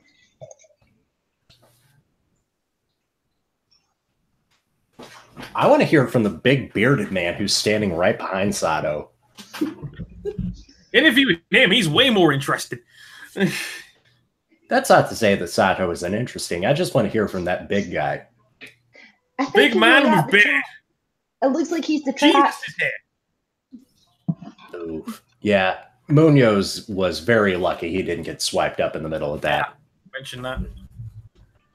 Only 5 lead changes so far.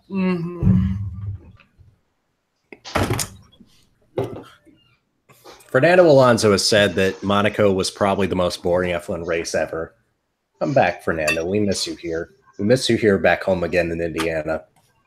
Yeah, Fernando is like 100 bajillion times more likable in IndyCar than he is in Formula 1. It's just salty, salty whiner. Well, the thing is, he gets a bit more freedom. It's not like you have to sit there and go, I need to remember this sponsor and this sponsor and this sponsor. No, McLaren has a quarter of F1's media under lock and key. Fernando can do whatever the hell he wants. Like, have we forgotten every friggin' Alonso meme that has taken place in the last 2 years? Maybe. Roy disagrees with me, clearly. The best one, though, was still Fernando Alonso scooting around on a skateboard in the paddock last year. Yeah.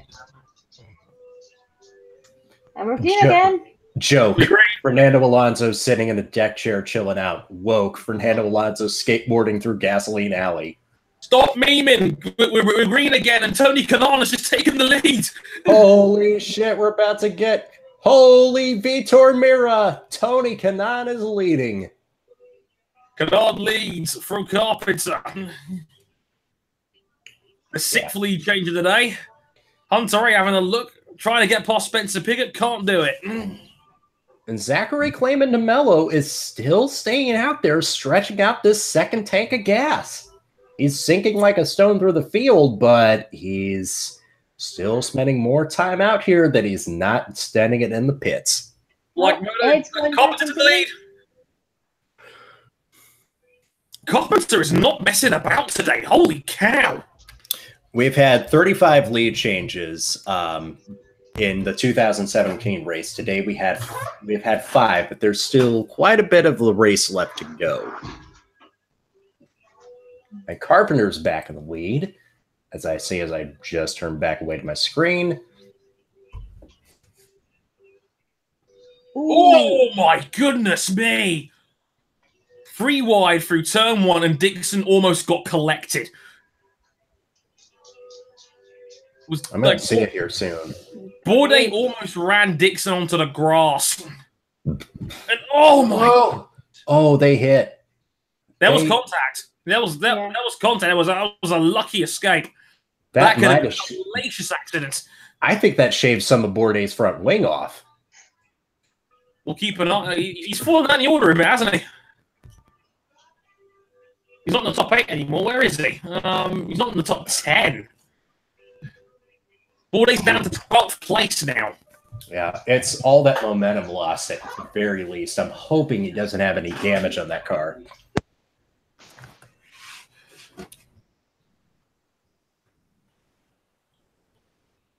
But yeah, Carpenter back out in front again from Canaan.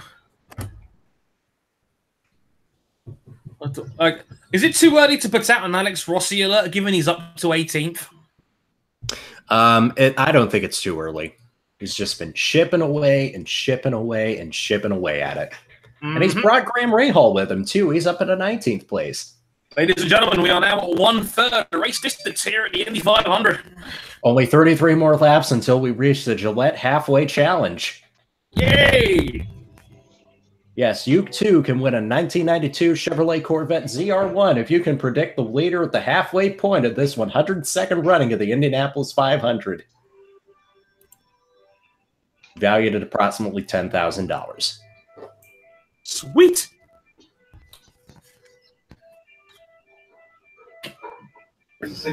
She always hits in the worst place, it seems like. And there it goes. You have a quick update? Oh! Danica! And there it goes. Danica's in the wall! No. Danica's in the wall, and her final race ends in disaster. And they are showing Bev Patrick right now on the TV. Danica Patrick will finish 30th in her final Indianapolis 500. Oh dear, oh dear. Oh dear, oh dear. And in the immortal words of our friend Sarah Connors, Daddy has finished going. She's okay. Good to see. She's out under her own power. But, God, what a disaster for Danica. All right, they're showing a replay now. She just lost it on her own. Yeah, That's the second noteworthy driver to just lose it on their own. Oh. what a shame. Oh, jeez. You know, I have a funny feeling this won't be the last we see of her out here. Just a hunch. I kind of think it will be. She's got enough going on now, especially with her hosting the ESPYs. I don't think she needs to come back. Not because she's not good, but because she's done enough for this sport as, you know, a woman who's been running at the top levels of American motorsport for well over a decade. Next year, Danica Patrick Racing. I would love to see her involved as a team owner, especially if she gets Aaron Rodgers to throw around some of his financial help to help start the team. I will see it only if it means like more fights with her and Denny Hamlin. I'm always down for people fighting Denny Hamlin. Oh, yeah, that car just spun and it turned green. Not GoDaddy green. A tweet from our friend and yours, Justin, aka Fake Ghost Pirate. At least Danica Patrick made it longer into her final race than David Coulthard. Did you know that David Coulthard has the same number of Formula One World Drivers' Championships as does David Coulthard? But Danica Patrick has also won 100% more IndyCar races than has David Coulthard.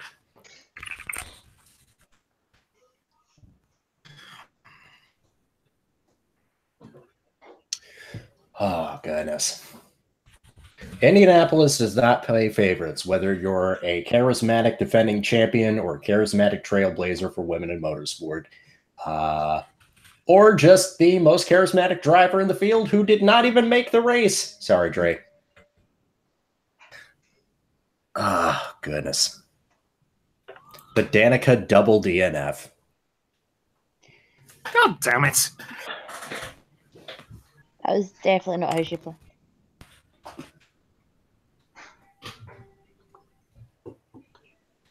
I mean, it wasn't totally unexpected. We saw earlier on the onboard that she was struggling a lot in the early going.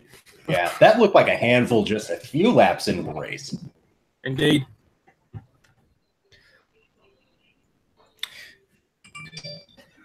So that bump at turn 2, you may want to watch that later on. And here we go with the next round of Festival of Pitting. Oh, Yay! yes, time for more stress.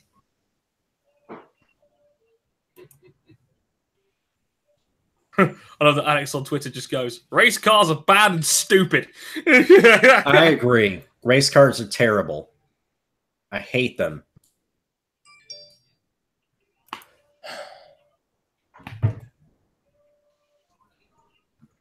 Oh, apparently, Dre, you missed a pretty good Super Formula race overnight, and I also slept through it because I was just so friggin' exhausted from yesterday. I've got to go back and watch it because apparently it was a belter. Ooh, goody. Yeah, I'll say this, that the 18th place car, I'm not going to mention who, ended up finishing 4th.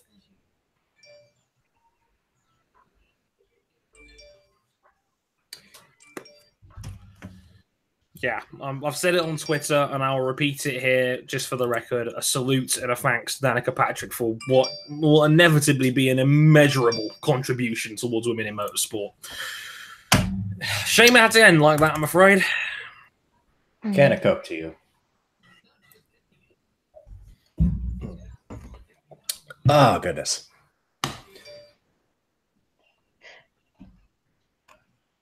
GoDaddy still should have. GoDaddy should have still backed Hinchcliffe, though. Let's be perfectly real. Yeah. Oh, for God's sake, yes. I mean, he won races and they dropped him. He created an entire ad campaign for him. That's right. You know, James, if you are watching this on YouTube for some odd reason, you know, our homepage at motorsport101.net. Oh, I'm sorry, motorsport101.com is still available. Oh, Jesus Christ. Riverbend Festival is happening next week.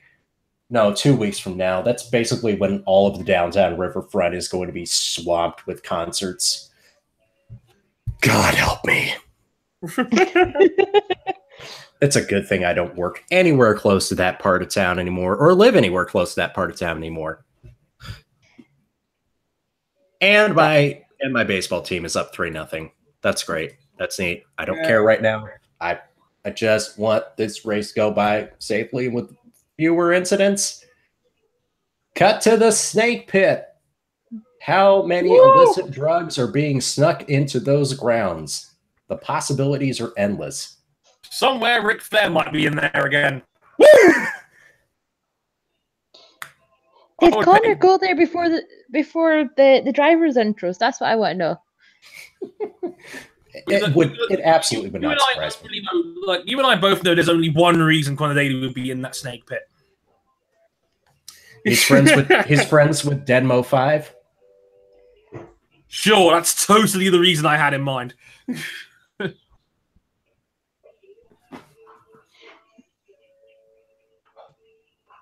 I looked through the list of acts performing at the Snake Pit. I'm like, oh yeah, I've heard of Deadmau5 and none of these other acts.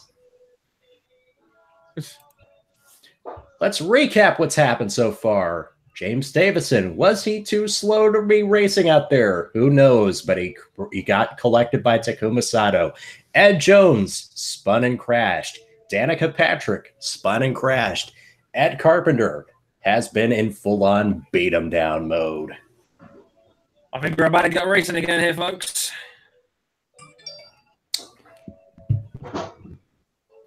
I think we're about half a lap from green. And this, I noticed about this. This time, Kanan is following Carpenter like a hawk. Mhm. He is taking no chances here. Yeah, he just doesn't want to have what happened to Scott Goodyear in '95 happen to him. Granted, this is not being sanctioned by the United States Auto Club anymore, so these restarts are not going to be how do you say very terribly run.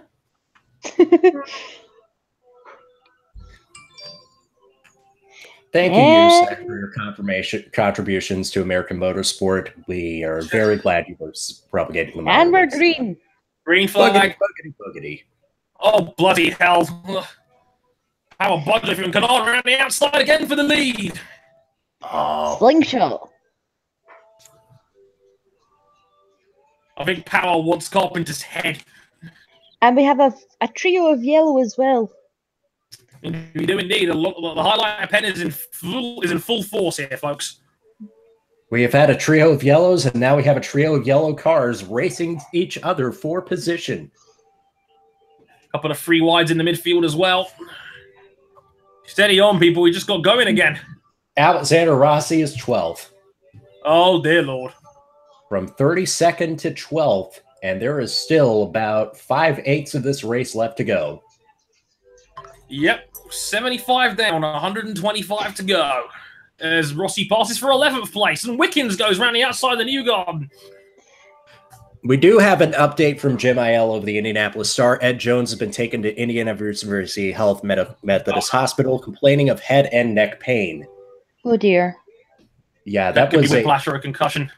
Yeah, so we're definitely hoping that Ed Jones pulls through. But that one didn't look like Did serious Bordet press. just try and force Rossi onto the grass there? Cheeky between two former F1 superstars. In association with Manor Racing. Hey now, Bourdais didn't drive for Manor. Sebastian Bourdais is not part of the Manor-Marussia Road to Indy. Unlike Matt Chilton and Alexander Rossi, and maybe Roberto Meri in time. You've missed a lot, Aaron Evans. You've missed a lot. Yes, sir. Yes. I haven't checked in our chat. Hello, everybody. Thank you so much for sticking it out with us. You all are the best. There is Alexander Rossi, who is 12th place, and he's doing just what was expected by the bookmakers and by anyone who's been keeping track of Rossi's career. He has been mowing them down. Car smooth. He's not losing a lot of revs through the corners. What's interesting as well, no counter attack this time from Carpenter on Kanan. He's letting Kanan lead this at the moment. Yeah. Perhaps he feels the car is more comfortable in traffic than it is in the clean air up front. Maybe he's also trying to save fuel at this part of the stint. Who knows?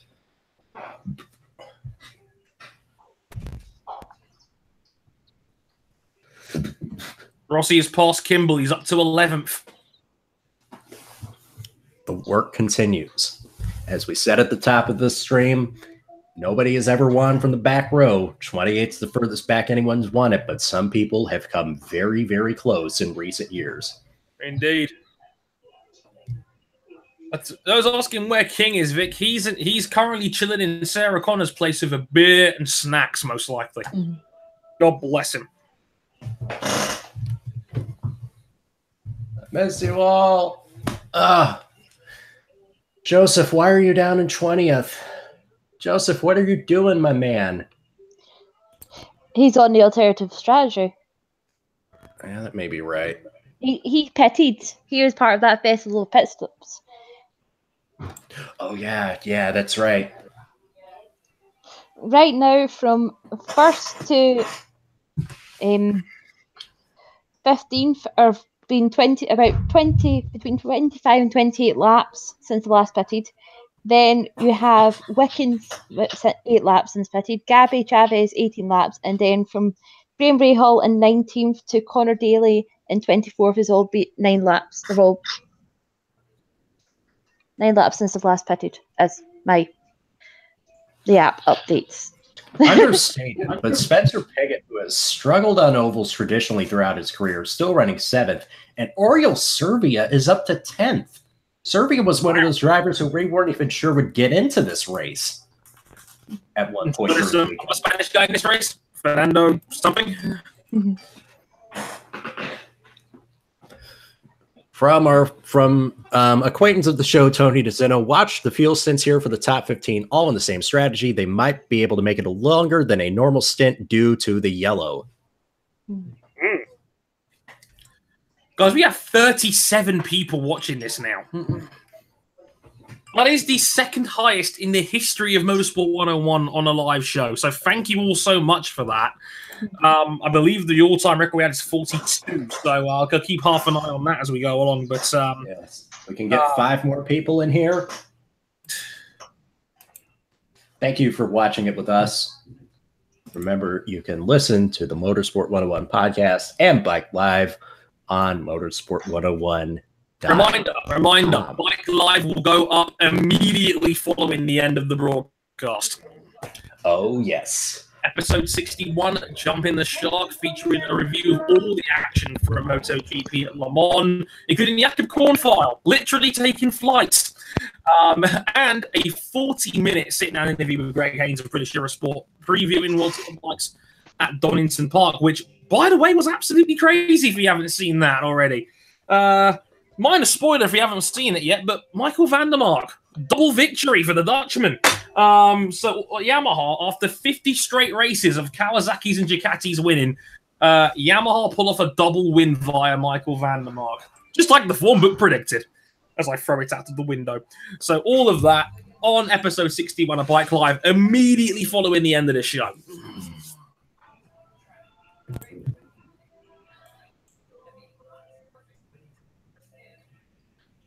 Remember, these Chevrolet spokespeople are real people, not actors.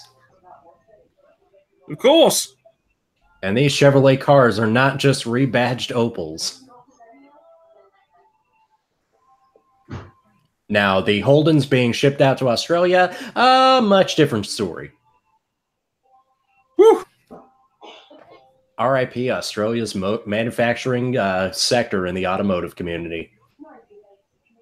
Pouring out for the original Holden Commodore, which is now just going to be an Opel Insignia.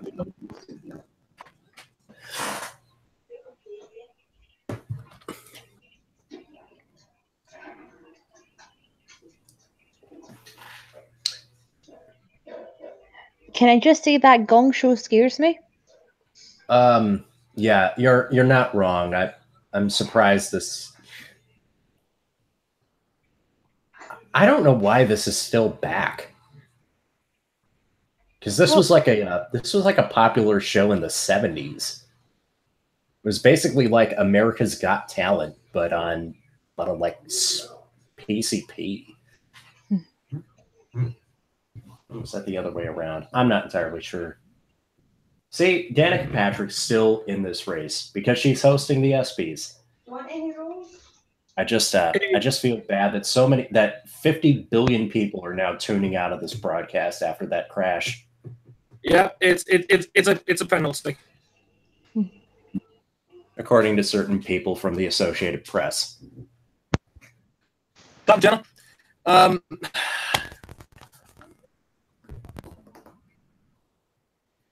We are green again, folks. Still, God, so we're coming up towards half distance pretty soon.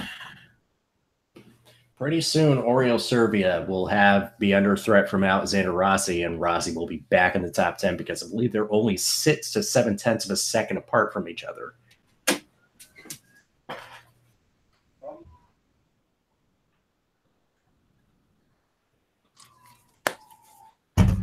Whew. Rick DeBrule, former U.S. lead announcer for Formula One on Speed Channel, is demonstrating the air conditioning system that Team Penske have at their pit boxes. It is very, very warm out there, and I would not like to be part of that pit crew just sitting out there in the sun all fucking afternoon. What? Also, we got a Damien Power update. He's just tweeted, Kanan is Brazilian for massive fucking neck. Oh dear, I shouldn't have done as I did.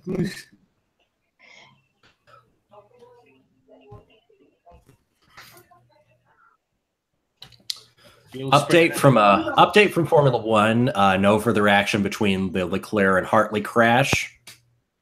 Yeah, turns out Leclerc did genuinely have a brake failure. Yeah, I saw the brake smoke come up from the replay. I'm just like, yeah, that's a brake that is gone. Yeah. Poor Sauber. Leclerc was on for another great result there. So was Brandon Hartley. He was obviously the unfortunate victim of that collision.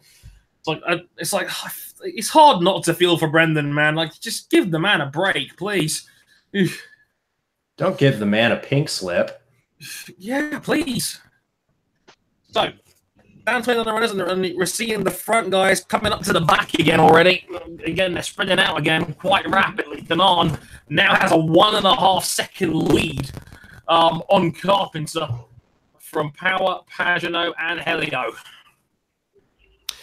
Yeah, Townsend Bell is chipping in, who will most likely be commentating this race in some capacity next year. He's not sure about Newgarden's alternate strategy. The math says yes, it'll work, but the risks seem high by putting him further back in the field, especially if the leaders come up and put him a lap down. It is now 92 degrees Fahrenheit in Indianapolis, Indiana. This is the hottest. This is tied for the hottest Indianapolis 500 on record. Whew, Carpenter just drives through the slow Jow, who's about to be knocked off the lead lap. Looks like Howard's struggling out there. Stop me if you've forgotten how to ride the bike. Bum. I will say this: he's, good health and good luck willing. He's not been involved in any major incidents, unlike some other part-timers in this race that will go nameless. Hey. What's up, Danica? I was thinking Davison. I was playing. Oh, look at this. Oh, goodness. Yeah. We're starting to see. Oh, Ryan Hunter-Reay just cutting through there. He did indeed. And Collins in from the lead. I believe once all these leaders pit, this may cycle Joseph Newgarden to the front of the field. Oh, that could get interesting.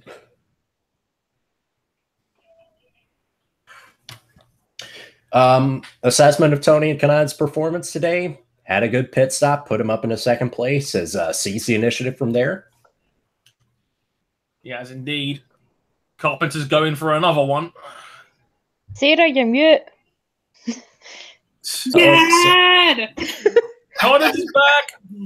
Hello, Sarah Connors. What have you been thinking about this first half of the race? Well, a certain someone has made up, let me do a quick math in my head, 21 places? Oh, I wonder who that could be. Wait, is it 21? That's probably wrong. I can't math. No, it is right. It's 21. 21. Yeah. 21. Yeah, you're right. You're right first time. Yeah. I'm several beers in. I can't believe I could do that successfully. But hey, at least neither of us have gotten trapped in a hotel elevator trying to get orange juice. So, RJ, check this out, though. Carpenter's in. Oh, I don't know where the champagne bottle is, but we. No, that's Bailey's. We did make misses though. That is awesome. Point. Pass them over the internet, if at all possible. Well, it's in this cup right now, so. Oval Master Ed Carpenter comes into the pits. Oval Master, an Indianapolis native, and father to us all. Father to who exactly? The whole entire internet. It's fine. How dare you? Sarah Fisher is our mother and Ed Carpenter is our father. Truth. Fair enough. I miss that combination of team owners. No, same. Yeah, I miss Carpenter, Fisher, Hartman. Thanks, Wink Hartman, for nothing. Right? That was a good stop. Pretty much equal footing there between Carpenter and Kanan out of the lead there. Pagano's now in. Oh, this has been very good. I'm gonna tell you, Sliced is up in the pits now as well. That's the first time I've seen Sliced on the hard camera all day. Yeah, you're right. I think you're right. Yeah. It's had a very quiet race. I think all the rookies at some point have been on struggle streak, with the exception of DeMello pitting off sequence. One of the most experienced rounds. Yeah, but Lice was the fastest rookie in qualifying, picked up a $5,000 comically oversized plastic check. How was it? Oh, yeah, I was just going to say, Willpower's leading. No, he's not. He's in the pits. We got another lead change, and Helio's in as well. So now in the lead is Scott Dixon. May the good Lord help us all. He who makes fuel. He doesn't drive a race car. He drives a fuel generator. Scott Dixon will one day save the world. Yeah, take that, Lucas DeGrassi. Who did Nico Rosberg meet today? Oh my God! Oh my God! Tom Brady. Oh yeah, Tom Brady was at Monaco. Oh! Tom Brady I'm going to was send a at picture to the Monaco. Discord right now because I'm having a moment. Yeah, you missed No.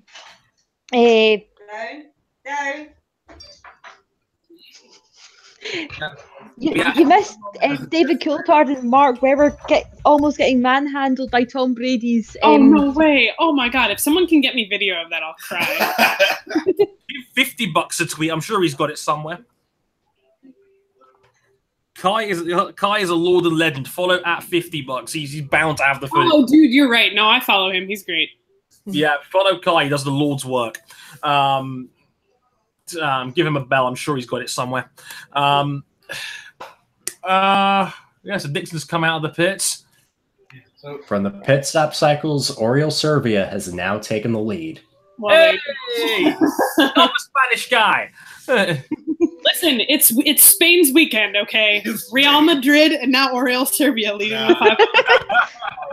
Fernando who? Two out of three ain't bad. 283 ain't bad. Fernando Alonso really misses being here, you can tell. Oh, Bourdais, there you go. The Spanish is still partying for Marquez winning French soil last week. It's a week long. RJ, take another look. Peep this shit. Oh, hey. Bourdais is in the lead now.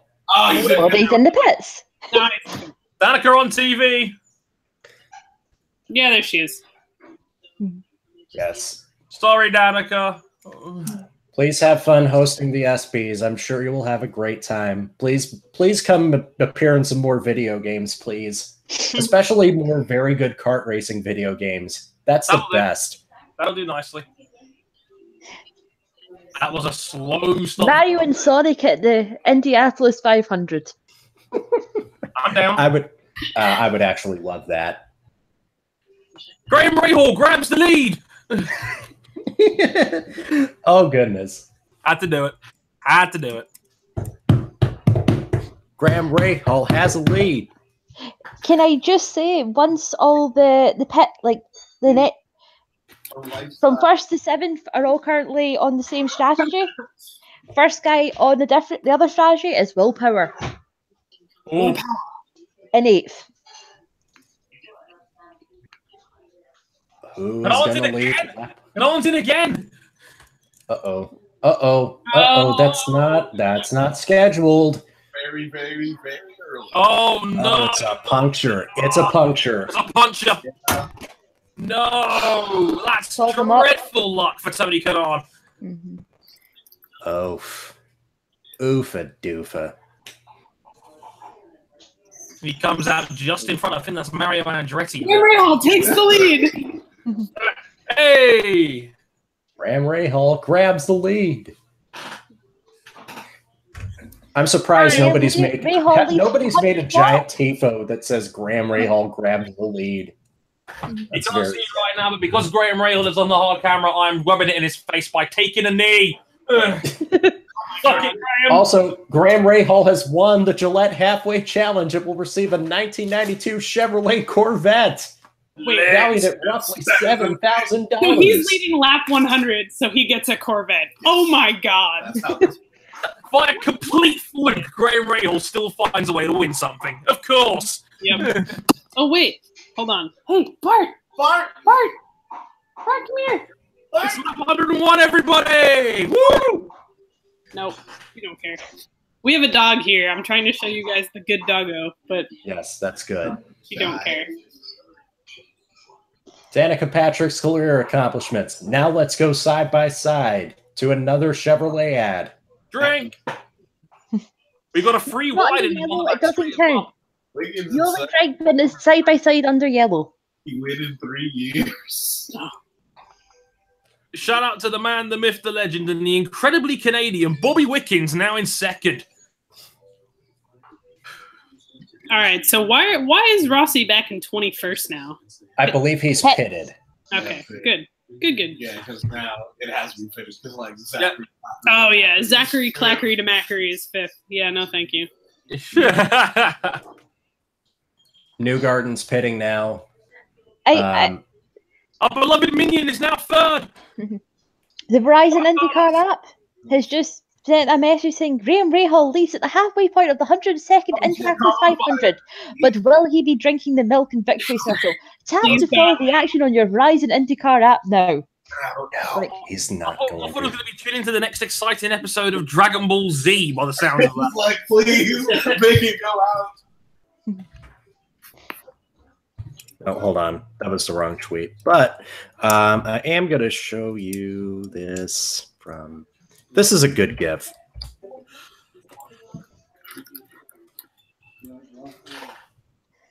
Oh. Yeah. Oh, Jay. I wish Paddock and Cider would like release all their gifts a lot quicker. It's like I need to use them all now.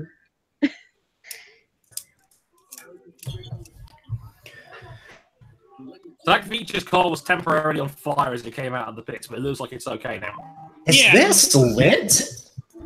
Is this is that meme? The butterfly meme? Is this lit? Zach Veach. You had Elf on the Shelf. Get ready for Veach at the beach. But they're not at Long Beach or St. Petersburg. I don't think they're going to another beachside track for a while. Like a Reese's wrapper. All right, y'all. I'm gonna dip out for a little bit, but I'll be That back. is cool. My computer's Hello. going. Okay. Goodbye, friends. Bye. We'll be back soon. Sarah Connors also joining him is Ryan King from Boston, Massachusetts. Whoa, that's a fire! That is a blooming heck. In the words of Eddie Murphy, that's a fire! Luckily, some 220 miles an hour winds can put that out. Oh. Yeah, this would be a good time to cue the audio of Bobby Unser and Sam Posey having the argument about the invisible fire and whether or not that's methanol or oil. Caused by the single dumbest under yellow crash when Nigel Mansell got mounted by Dennis Vitolo in the '94 race. Mm-hmm. Hey. It's the fuel guy. He literally stands there and it's like, oh wait, it's on fire. just blissfully unaware that the car is on fire. No, he's watching the car. He's watching the car go on fire, and then he realizes it's trailing back to the fire. He's trying to spray it, and he misses entirely. Even. Yep, completely misses. Not even close. We still have 35 of you in the chat watching on. Thank you so much. What the hell are you doing here? Yes, Graham Rahal picks from the lead, so that puts Bobby Wickens in the lead, everybody. Incredibly Canadian, Robbie Wickens. Take that back. He's in as well. Zachary Clackery the Mackery's back in the lead. That Dale Coin strategy working out once again. Indeed. Wickens coming out now of the pits. Like, the king in the chat just goes, the 26 car just went full Super Saiyan.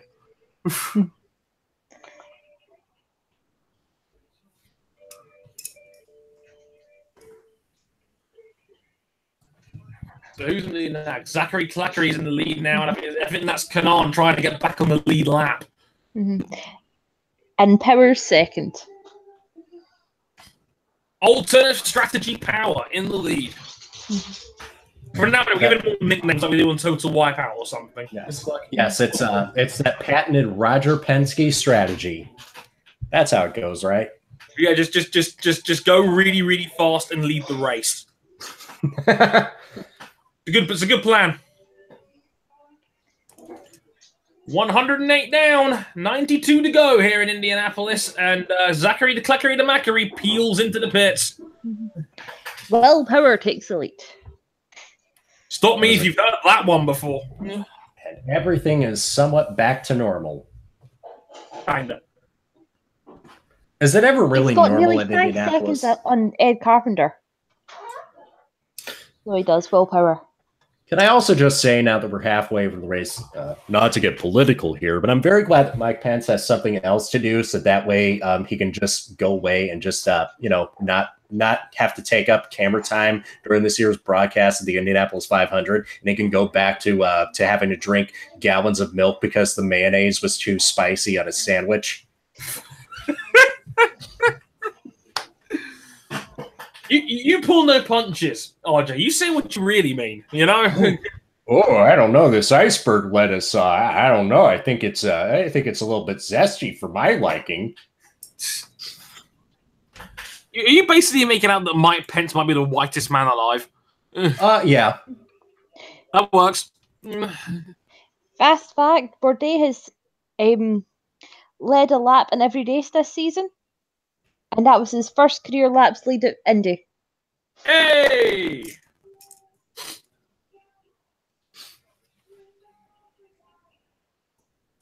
Oval track career for Will Power. 3 wins in his first 54 oval races, but he's won 3 of the last 9. Yeah. Will Power is not bad at these things. And I think if he wins this race, this will be, well, that's a big check mark that he's been missing from his career. It is indeed. Now he leads the way with just under 90 laps to go here. Another tweet from Damien Tower. Will going to the pits, the snake pit, a quick mosh in the beer bong. He's going to come out with like 13 different forms of chlamydia.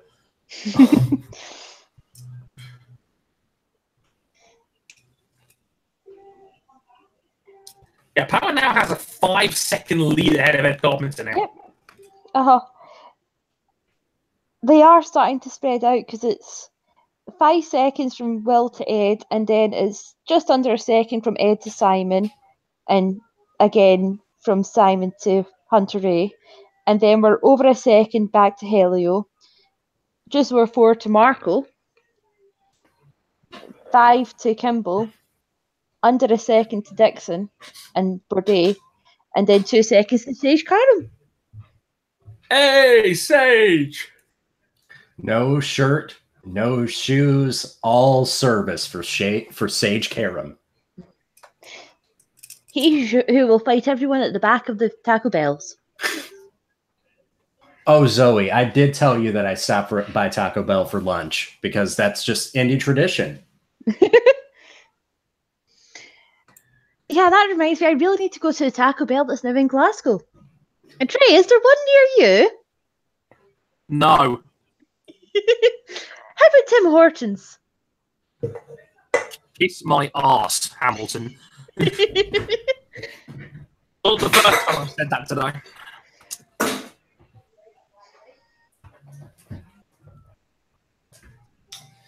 Pennzoil commercials. And we have 3 Penske's in the top 5. Just as according to plan.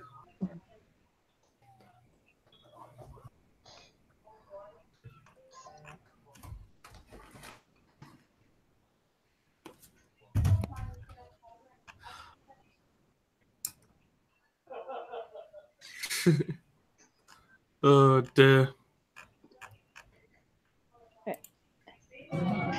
I'm getting a bit worried by how much side-by-side they're using.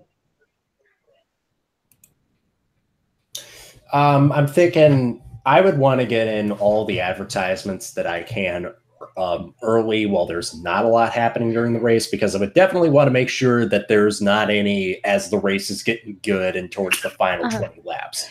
Yeah, but it's they've used so much side by side during yellows. It's like, why didn't you go full ad during the yellows?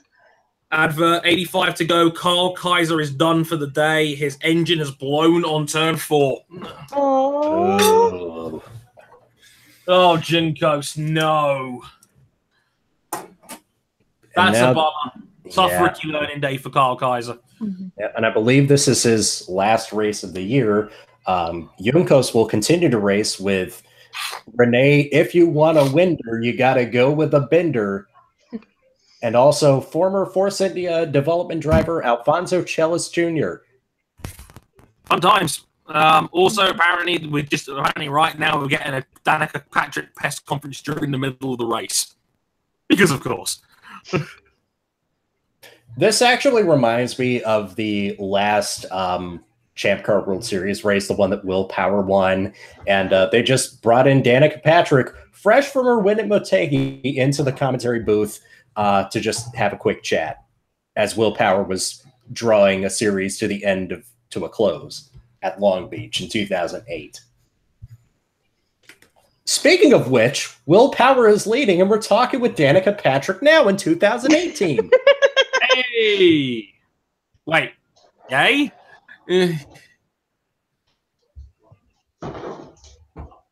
Will Power his way to victory at Indy?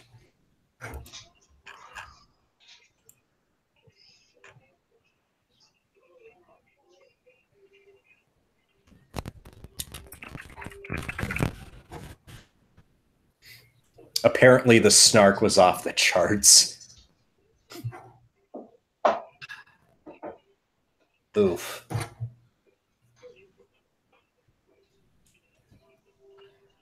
Beverly Ann is a good race car mom.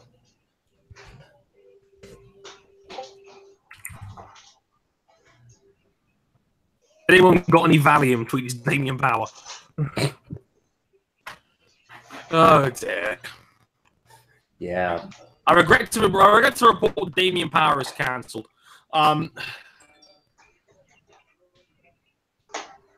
Hey, Zoe. yeah. Marco Andretti is 6th. I know. I've been watching him. Well, we're not doing this, people. We're not doing this. I know exactly where this is going.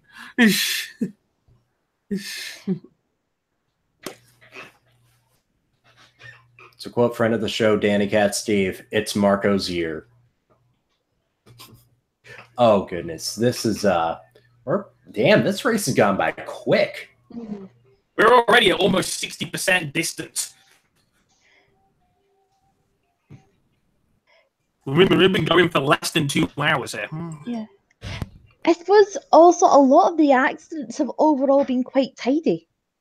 We've not had the multi-car. Besides Sato and Davidson, they've all been one car. Yeah. So we're still on pace, assuming nothing else bad happens in these last 80 laps. We're on pace for one of the quicker Indianapolis 500s. I don't know if it will be the quickest. It's in the conversation by the looks of it. Your current top 10, Will Power, Ed Carpenter, Simon Pagenaud, Ryan Hunter-Ray, Helio Castroneves, Marco Andretti, Charlie Kimball, Scott Dixon, Sebastian Bourdais, and Sage Caron. Can we do that for my own sake of goodwill? Can we please just black flag Jay Howard now? Thanks. But he worked so hard to get here. You can kiss my ass. Jay Howard is slow as hell. Get Jay Howard up out of here. Get him up out of the paint for my own self-esteem. If you black flag Jay Howard, you're just taking away his opportunity to compete at this race. Oh no! What a shame. By the way, if you're looking for the record average speed for this race, it is 187.433, set by Tony Kanaan in 2013. Not too far behind was the 2014 race, 186.563, set by Ryan Hunter-Ray.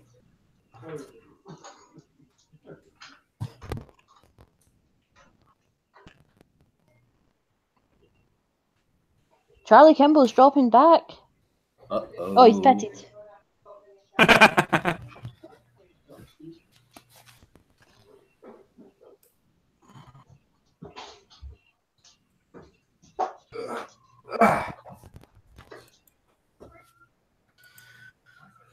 Get in all the ad breaks early because I want to be able to sit down and watch the end of this race without any interruptions or bullcrap. Mm-hmm.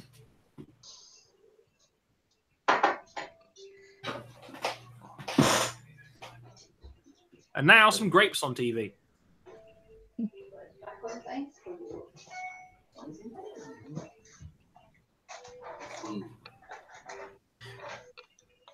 This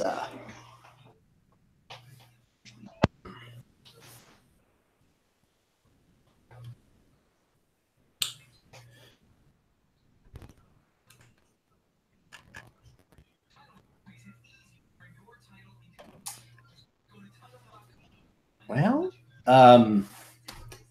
I don't know how much I have to offer other than the fact that I'm seeing loans company advertisements. This is all very depressing. Sigh. But hey, we got more Celebrity Family Feud coming up. Oh yay. Wonderful. Needs more IndyCar drivers. It really does. I don't think anything will top the naked grandma bit from years back. Naked grandma. What you? Huh? I don't want to see that either. Tonight, Game 7, Cavaliers versus Celtics. From Danica Patrick. Thanks for everything. I'll miss you most of the time. I mean, if that's not an eternal mood, I don't know what is. If that is like the most Danica way she could have possibly signed out.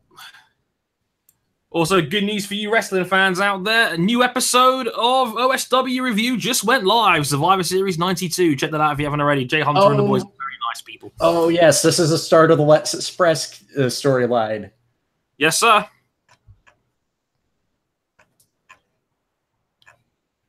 Which ties in beautifully with the WBF. Because remember, Lex Luger was cited to World Wrestling Federation not as a wrestler at first, but as a bodybuilder for the WBF. Mm-hmm. Wow! I would have loved to have seen him and Gary Stridham wrestle as a tag team. Wow! Marco is in. Rest in peace and peace.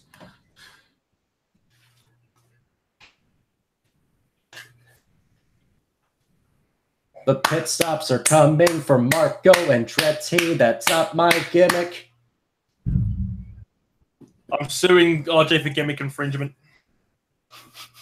On Chris's behalf. I would expect nothing better. By the way, we got a pretty spicy battle for second going on right now because Ed Carpenter has his mirrors full of yellow. It's a sea of highlighter pens. It's yellow, yellow, and fuck you, yellow. Uh-oh, who's cutting in between them? That is Marco Andretti on cold tires. So he's still within a reasonable shouting distance of this battle. I also believe he's a lap down after this. I don't know what's going on here. Ditson is now sixth. Did somebody say Scott Ditson in control and in contention in a fuel mileage race? I've never heard of such a thing. Carpenter's in.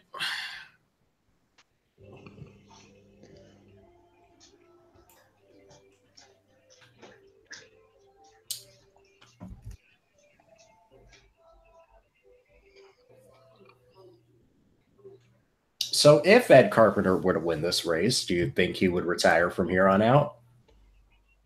No. No. Why would he? Maybe consider actually doing road races again. And actually win the championship. I don't think that's going to happen. Road courses have never been his strong suit. He's always been an oval specialist. Oval master is a debatable title. But this is the race I feel like he always comes back for, and he'll probably keep coming back until he wins it. Interesting news from Chris on Twitter, by the way. He's just said Kanan is asked on his radio to get to 4.9, so they're asking Kanan to fuel save as power comes in. Yeah, that may be their only chance of getting him back in contention after this race, after that puncture. May have to try some tricky fuel strategy here. Is it as good as Brian Herta's or Dale Coyne's? Only time will tell.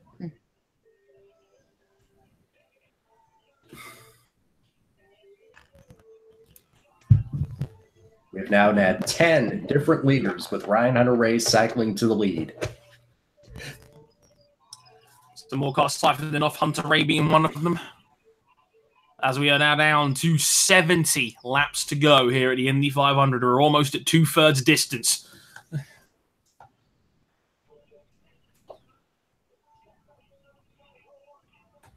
But yeah, we are flying through this race. Again, we are just coming up towards the 2-hour mark, and we're almost at 2/3 distance. We're on pace to go under 3 hours for the whole race.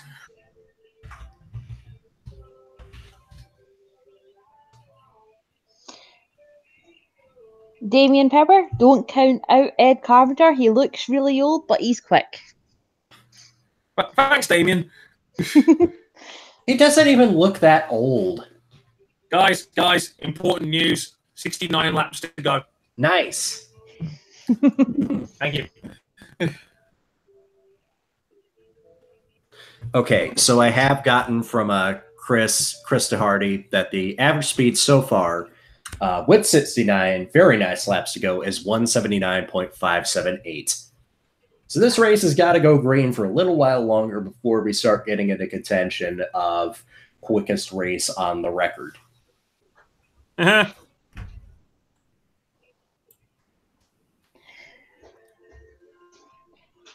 rugby news, the Barbarians have defeated England 63-45 in the Quilter Cup match at Twickenham.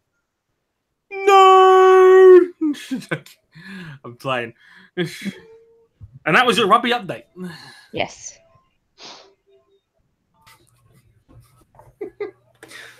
Where's our? Let me pull up baseball update here. Yeah, Braves are still up 3-0 on the Red Sox. Yankees and Angels are scoreless. Sorry, King. And my friends' beloved Houston Astros are down 3-1 to Cleveland. And congratulations to Rotherham, who's been promoted into the championship, beating Shrewsbury Town 2-1 in extra time in the League One playoff final. You football fans out there. As bored 70, yes. 70 laps left. Can you go 35 laps under green? Will it stay green? You know what? I think it will. Mm-hmm. They're too spread out. Like no one is close enough to try any ridiculous overtakes at the moment. As in the lead, it's the one, Joseph Newgarden. It's your move, bro.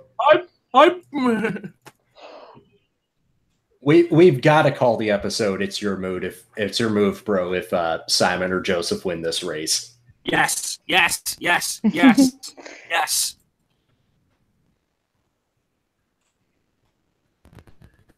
So Newgarden leads from Ray Holt and Bobby Wickens. As Sebastian Bourdais comes into the pits driving the Benson and Hedges the Seal Master Dale Coyne Racing Honda. And who is once again the leader of those who've already pitted? Mr. Power. It's looking good for your man, Zoe, I have to say. Because they all stopped pretty much at the same time. Him and the leading group from the start of the race. It looks like Power might have timed this one perfectly. Mm-hmm. Because didn't Power only come in a couple of laps after Carpenter, who was the main threat? He came in 2 laps after Ed. It's looking good for Verizon IndyCar app. which I do not have all the features of because I do not have a Verizon account because I'm not in America. Oh, Victor's on fire again. Oh no, it's still lit. We are covered in fire extinguisher.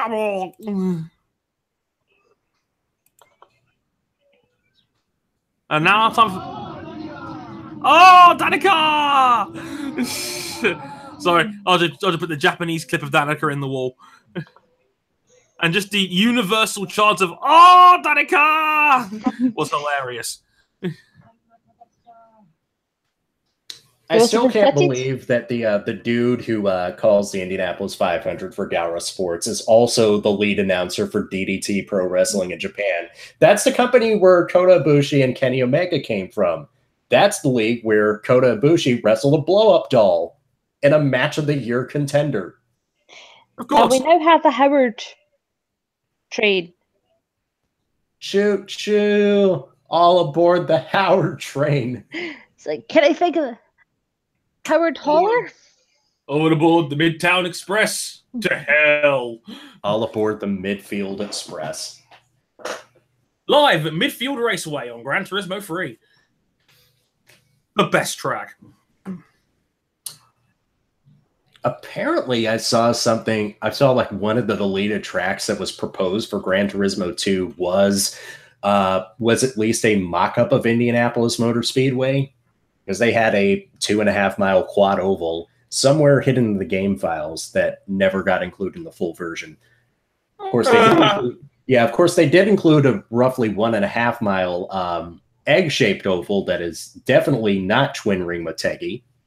Of course. And then they actually did put in the Motegi oval in a later version of the game. Wickens Pits. That means our friend and yours, Steph Wilson, now in the top 5. Ray Hall is coming in. If you're not already, sign up to be an organ donor. You can save lives.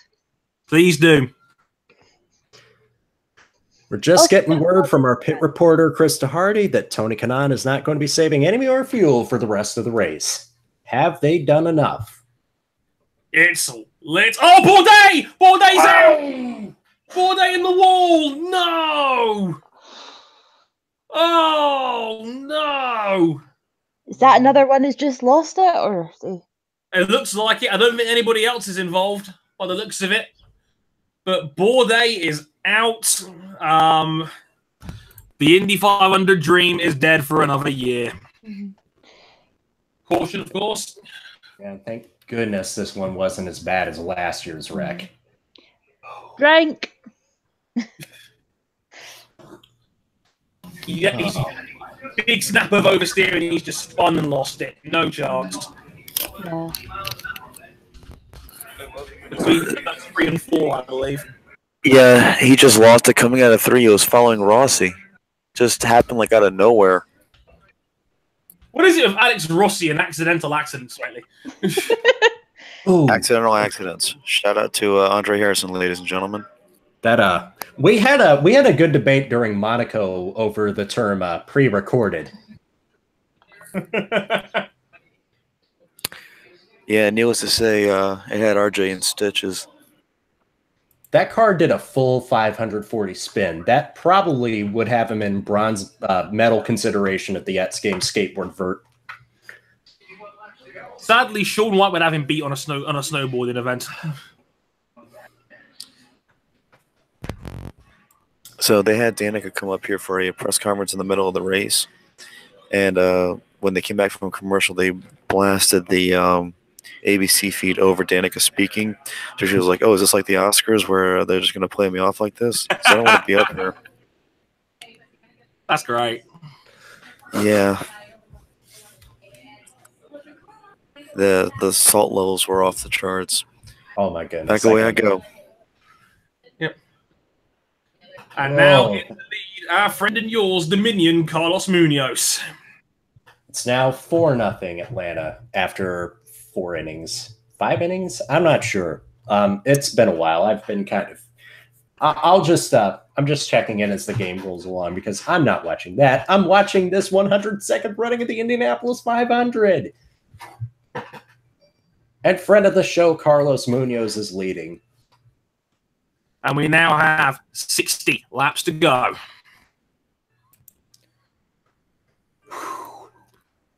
I mean, another contribution towards that is might be a really fast 500. As again, like because it's only really one car X, they're coming off the track quicker. Yeah, they're coming off the track quicker, but if they get another wreck in, I'd say that we're probably out of the 180 range. Yeah, looking that way. Which, I mean, that's fine. I would rather have a race that's fun at the end rather than the fastest Indy 500 ever, but it's completely boring and unwatchable. This race has not been boring and unwatchable. It was looking like it at the start, but it's going to get really good. Let's get good.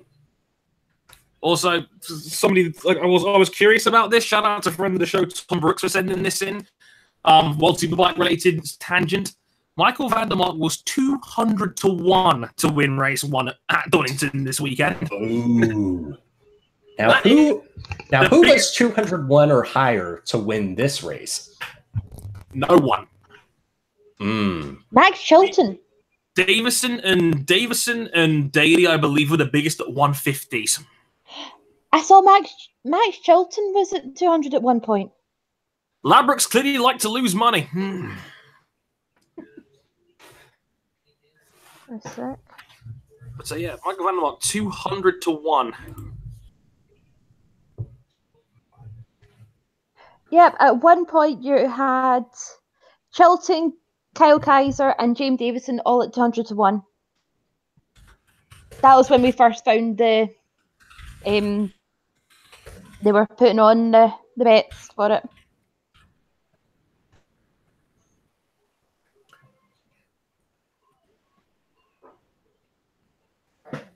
Holy Kardashians are on Celebrity Family Feud tonight. I don't know. Well, when the new series starts up, but yeah, the Kardashians are on it. May the good Lord help us all. Yeah. It's the Kardashian West versus the Kardashians from the looks of it. They can all fuck off. I'm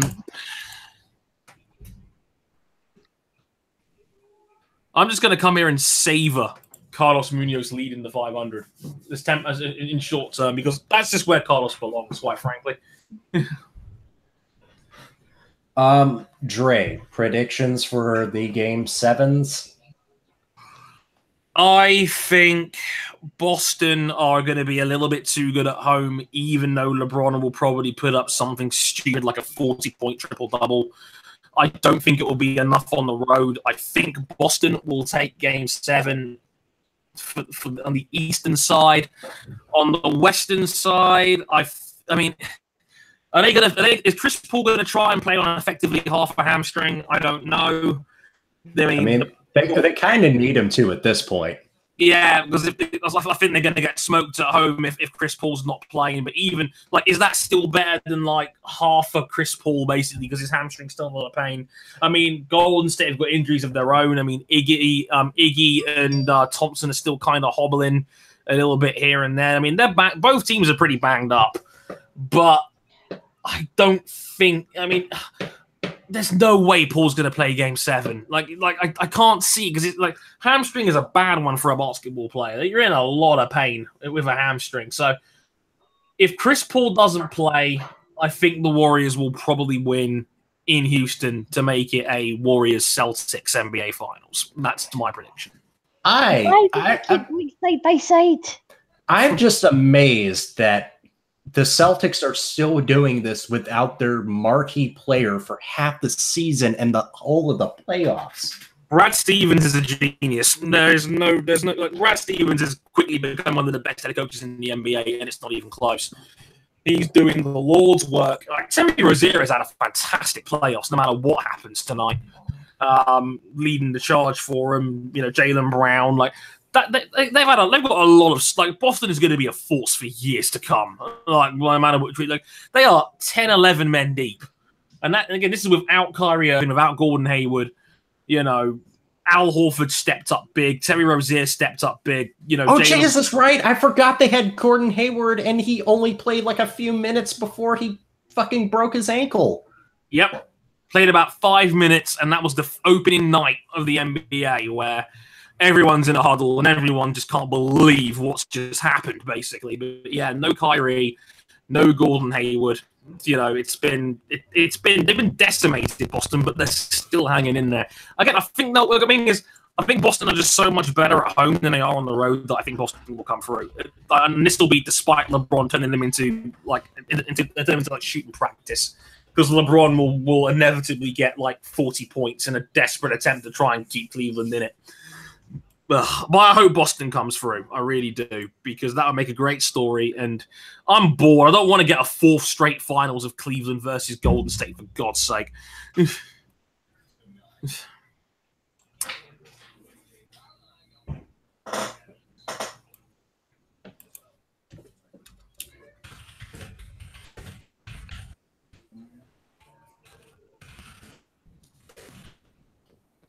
Will Power is in position to win this race, but of course we've still got we've probably got one more round of pit stops left.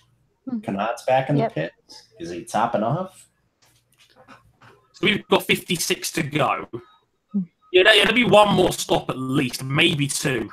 From friend of the show, Elizabeth Worth, I think Connor missed his pit stall because he drove right past it and had to come in net slap again. LMAO, nice move. Why does Elizabeth Worth support Payne? Because I don't know. I don't know. Like, Lizzie, I love you, but you've got to save yourself at this point. Like, Conor Daly is just not worth it, man.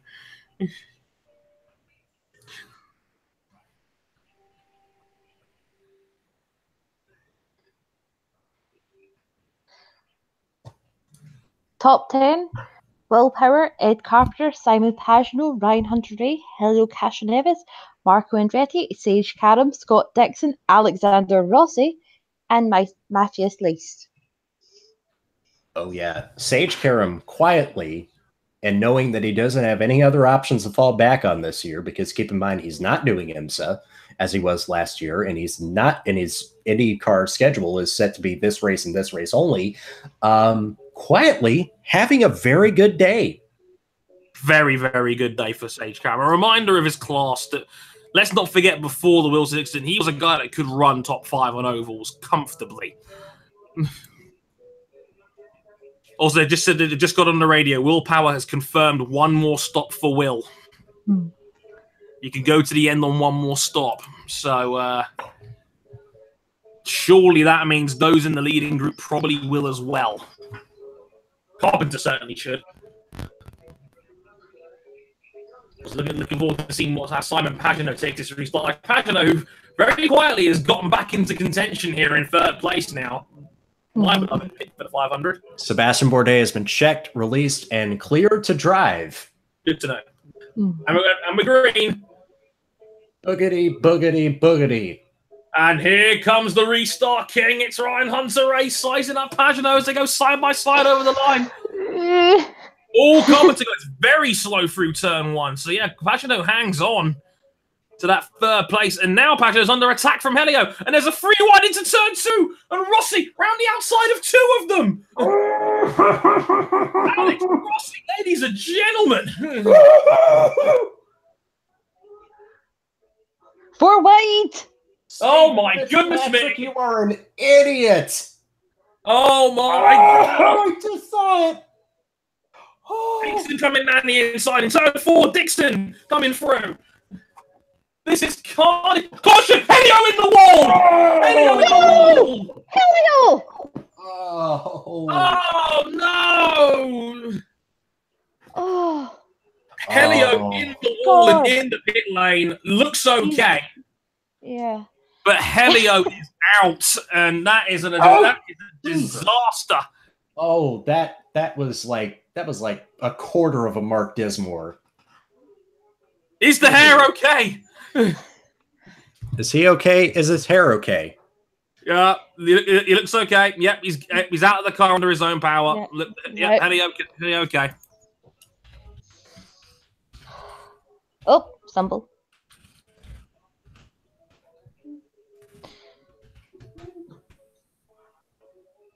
Oh, Helio.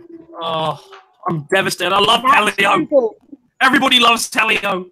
The yellow submarine is dead. God damn it. Oh, look at him getting a round of applause. Yeah. Here we go. He just lost it. He just lost it out of turn 4. And Hunter Ray somehow got out of the way of that. I do not know how. Like, for as much as like we go on about Ryan Hunter Ray's luck this year, that's 2 crashes he's avoided. Like, the gods are smiling on Hunter Ray, clearly. Oh. Another spin where another guy's just lost it on his own. Yeah, that's kind of the thing with the less downforce on these universal aero kits. You kind of got to make sure you have a handle on the car at all times, and even sometimes you may just lose it out of turn 2 or turn 4. That was an absolute Code Brown moment for Ryan Hunter Ray. Elio doing the smart thing, keeping the hands off the steering wheel. Oh. Okay, I am now officially putting an Alexander Rossi alert up. Now he's up to 5th place. Rossi coming into play just at the right time. God, the 4th wreck today where a guy's just lost it on his own.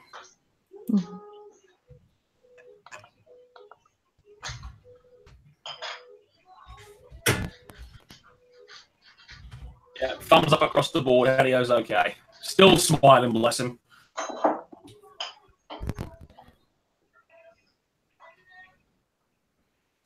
Oh, Rick Mears in the stands being a spotter for Penske this weekend. Didn't even realize that. Yes, Rick Mears, the last 4-time winner, and at least for another year, that will stay the same.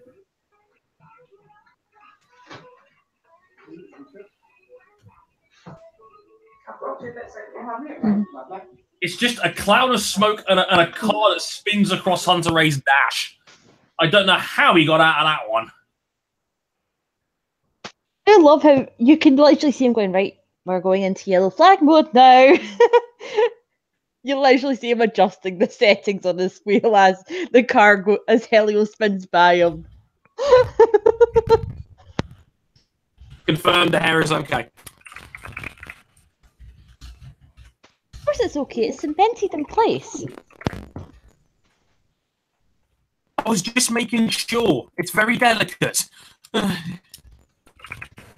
Cautions breed cautions, and now cautions kind of need a contraceptive. Also, like, it always pains me because Helio seems like he's the nicest man on Earth.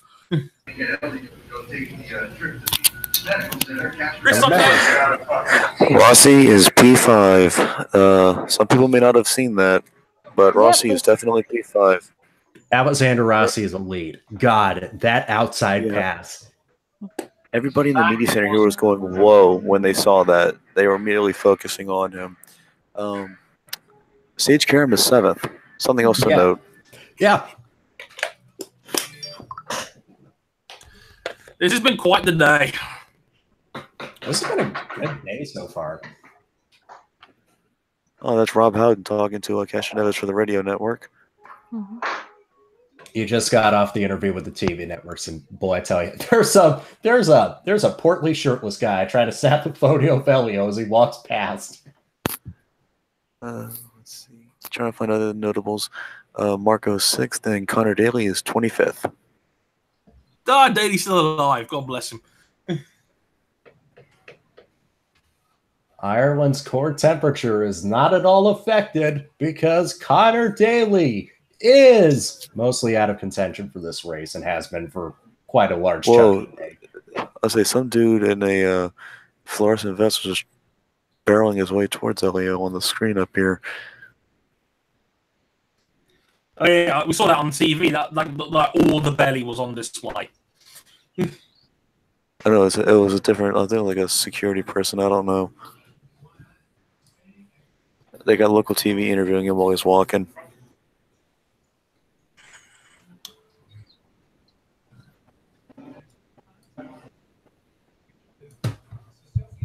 Oh, goodness. Well, Chris, I think the fastest 500 record is off, but what's going to happen in these last 50 laps? It depends on when the last yellow comes out. That'll determine everything. I think, as it stands right now, everyone needs one more pit stop, but when that pit stop takes place, we don't know. I definitely think most of all, Dallara and Firestone have a really good shot to win this race. Absolutely. I'm going to go ahead and head on off right now. Cheers, man. We have a roaming reporter for a Pokey Google Hangout. How are we this lucky? I don't know. I don't know how this happened. Oh, goodness. So the Braves have a no-hit bid going into the 6th. Ooh, tasty.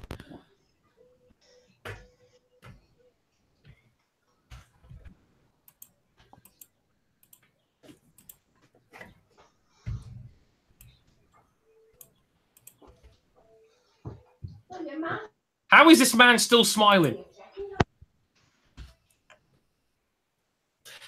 I'm smiling because he gets to come back to one of his favorite tracks and entertain the fans, and he knows he's probably going to be back. And hey, Helio Castroneves is not retired. He's going to race next weekend at Detroit.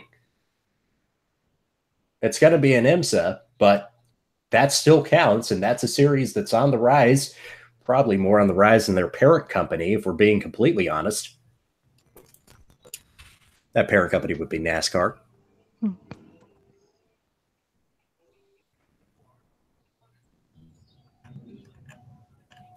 So that is one car out of Penske's stable. Still have a good 3 bullets in that gun by the looks of it. Yeah, well, that's now all the remaining Penske's in the top 10. Oof. Note as well, we are now down to 50 to go, folks. We are 3/4 distance.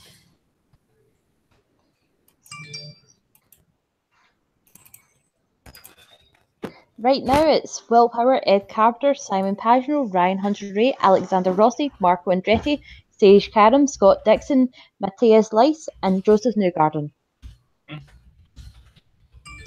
Just outside the top 10, Graham Rahal, Carlos Munoz, Jack Harvey, J.R. Hildebrand, and Oriol Servio.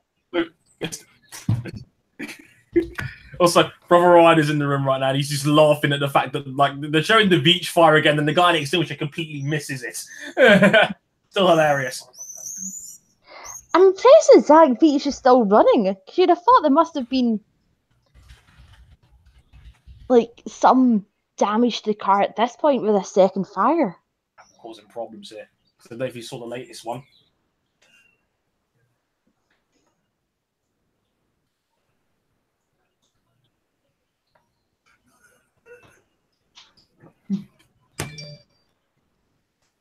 I'm open silence for Helio. That's what I was watching now. It is Memorial Day. Memorial Day for Helio Castroneves' chances of winning the 2018 Indianapolis 500. But we can confirm his hair is still okay. Mm-hmm. Yes, it's still intact. That hair does not need to go to the medical center. It should probably still go with him to with the rest of his body if it does.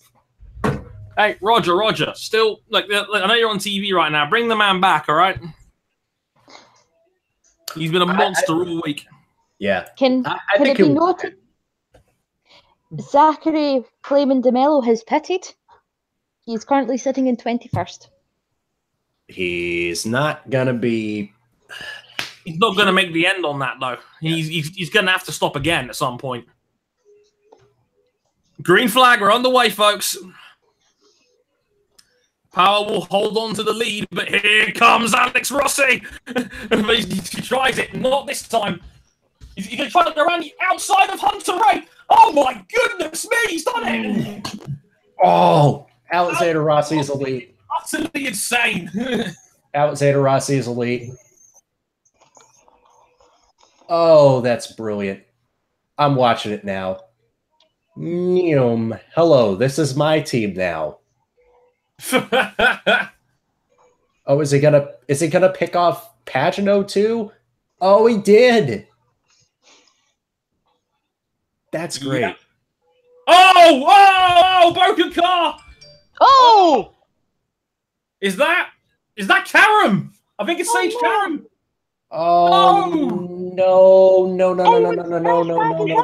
Sage! No! He's been Oh. running so clean all race. Oh no. Oh, Jesus, that's a tire.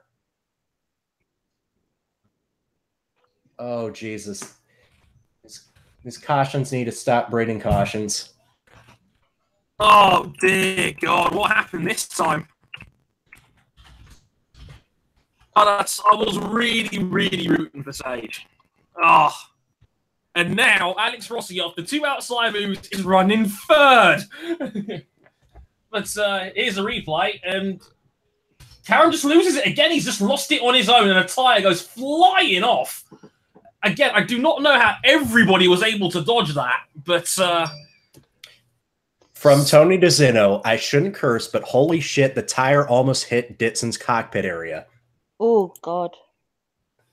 Jesus. Oh, good gravy. Oh, that was close.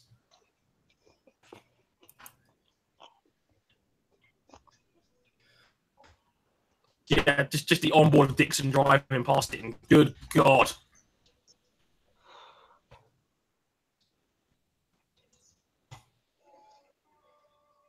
Cars getting looser, cars getting lighter, cautions, breeding cautions. This is when this race gets a bit worrying. Mm-hmm. Ooh, yes. Oh, and he got around Andretti, too. From Sage Karam on the radio, it just fucking snapped. Oh. Sage Karam is still a very young driver.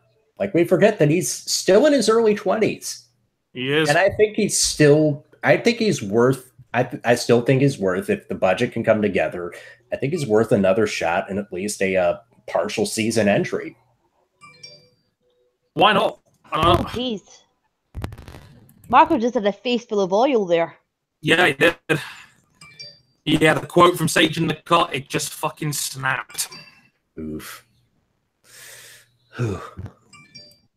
Whoa. Oh, that's ugly.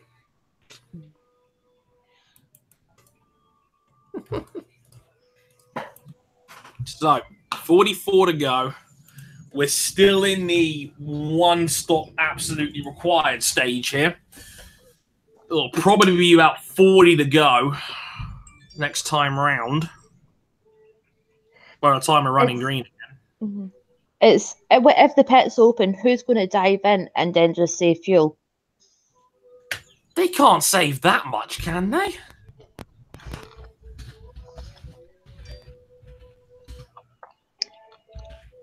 With the way it's going, is it worth taking the chance? Filling up, expecting more yellows?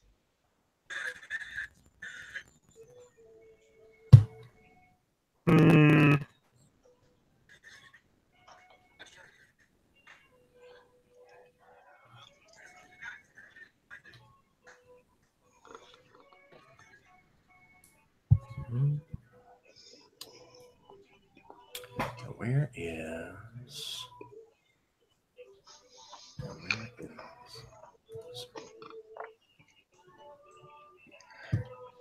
Also, if your liver has not already been killed by the fact that ABC keep doing side-by-side for yellows, kill it now.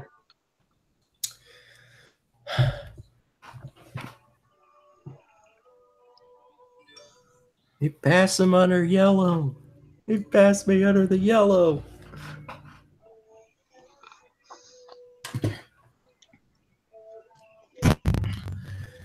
Oh boy, oh boy.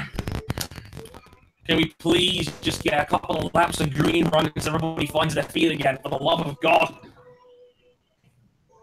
And this keeps up. Alex Rossi is going to give Sarah Connors another heart attack.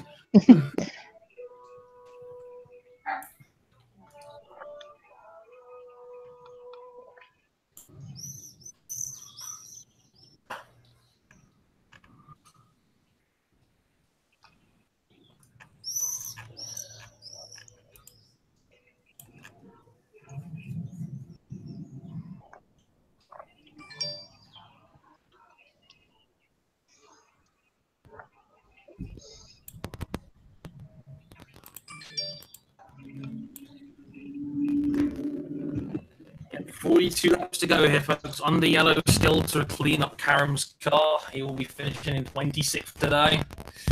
We're down to 25 runners. And we're getting into the 10th part of the race. We're into the last 20% now by the time we're green flagging again. And, oh boy. Oh, pardon me.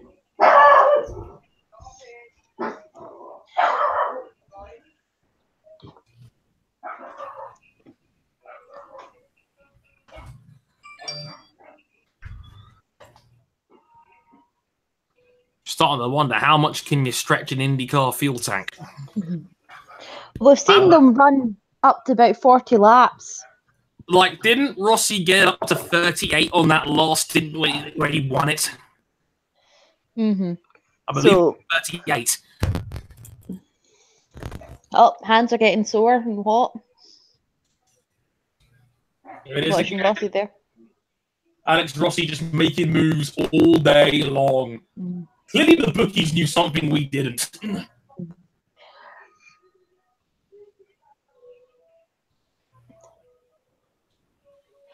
I think the fact that overall the cars haven't been in proper trains, because looking through it, Rossi's managed, like, when he's done the big overtakes, is before we've gone into proper trains when they're still drafting.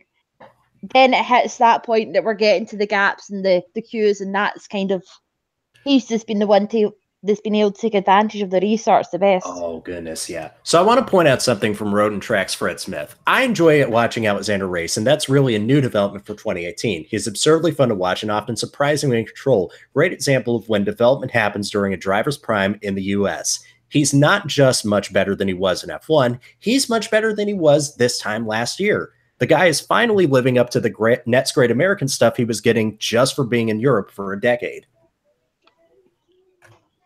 Something just, the switch just kind of clicked right around Toronto last year. Mm-hmm. Mm-hmm. And ever since then, it's just been like, yo. As strong as anybody in IndyCar right now. Also, Elusive Kev on Twitter points out as well, a quick one. Alternative strat lookout, Oriel Servia in P7. Just a thought.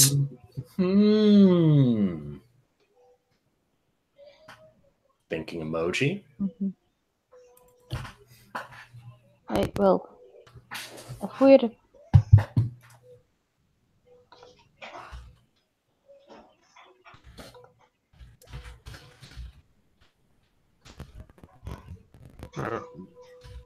No one has won the Indy 500 from lower than 28th. Rossi started 32nd today. We have 40 to go next time round.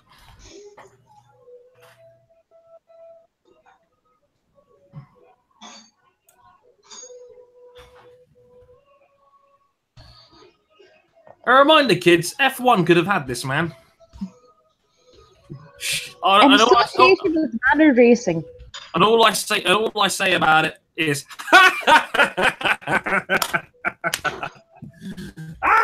shame. Good.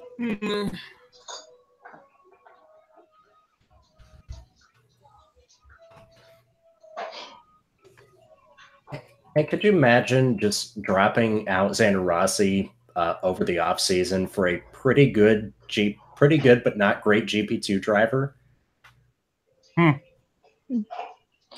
Yeah, the pace car is a Corvette ZR1. For people who are asking in the chat. They're shipping another one out after Graham Rahals one off as we speak. For winning the Gillette Halfway Challenge. That's a callback to the 92 Indy 500. Dixon picks. Uh-oh, here it comes. Here comes the fuel saving. It's his time. Dixon's like, now's my moment. With 39 laps to go, Dixon pits. I wonder what he's going to do.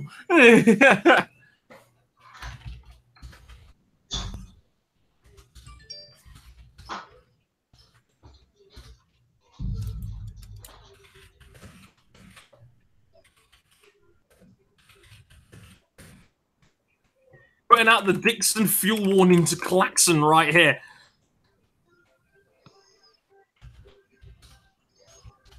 Okay, we're green next time round, folks. So at the green, there'll be 39 laps to go. So, in theory, Dixon could make the end. Mm-hmm. All depends on how many yellows. It's going to be tight, let's put it that way. But here we go, and Will Power's got a fantastic restart, and Carpenter's going to be under attack immediately from Alex Rossi. They're side by side down the front straight. Oh, please don't wreck again. Please don't do this like Carpenter and Hitch. Carpenter holds it this time. You're not going to beat Carpenter that easy. Like, Rossi's going to have to work for that one. It's Ed Carpenter after all. So I don't know if he's in the YouTube chat right now, but I did get my buddy Paul Henderson is watching the Indianapolis 500 has remarked that the free wide, 4 wide, 5 wide. Oh my goodness! How did they all make it through last? Oh, I'm about to watch this. Oh goodness! Hello there, friend. Oh, hello. Oh, good gravy. Oh. You gone around the outside of Spencer Piggott.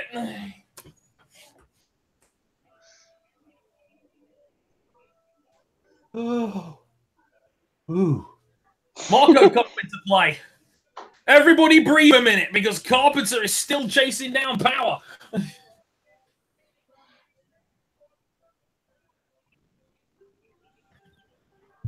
Marco around the outside of Gabby Chavez.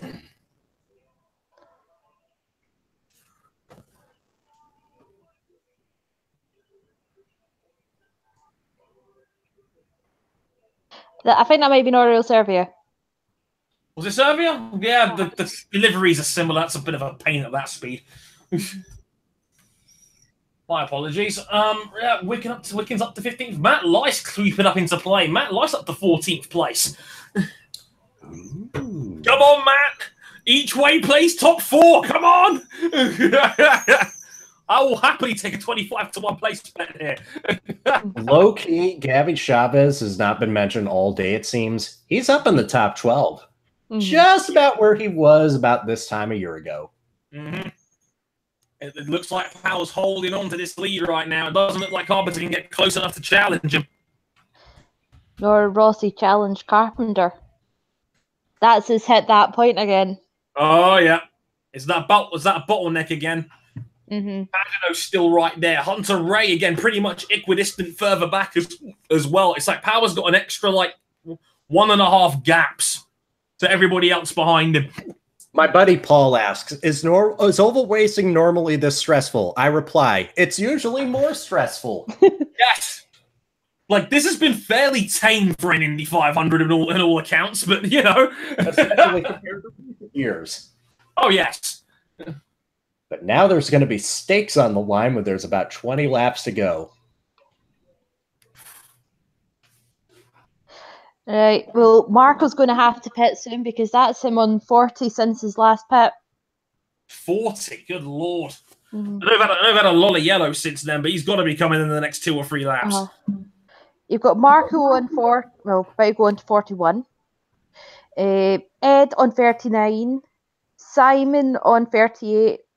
Will 37. Hunter Ray 36. Ray Hall 28. Newgarden 31.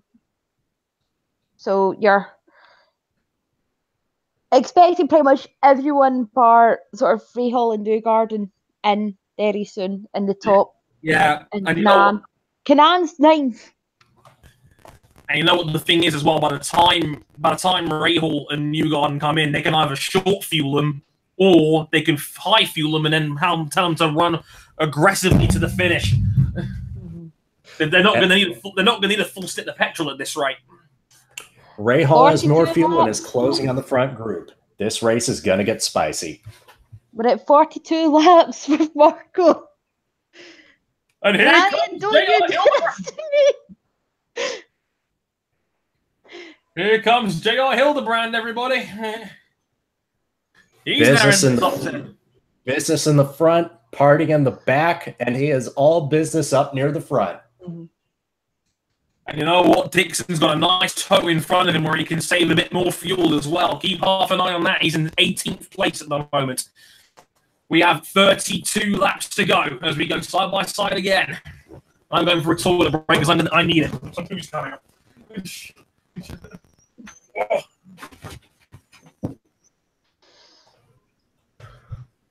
Well, Zoe, this is fun. I'm just watching Marco's since pit number going up. He's now on 43.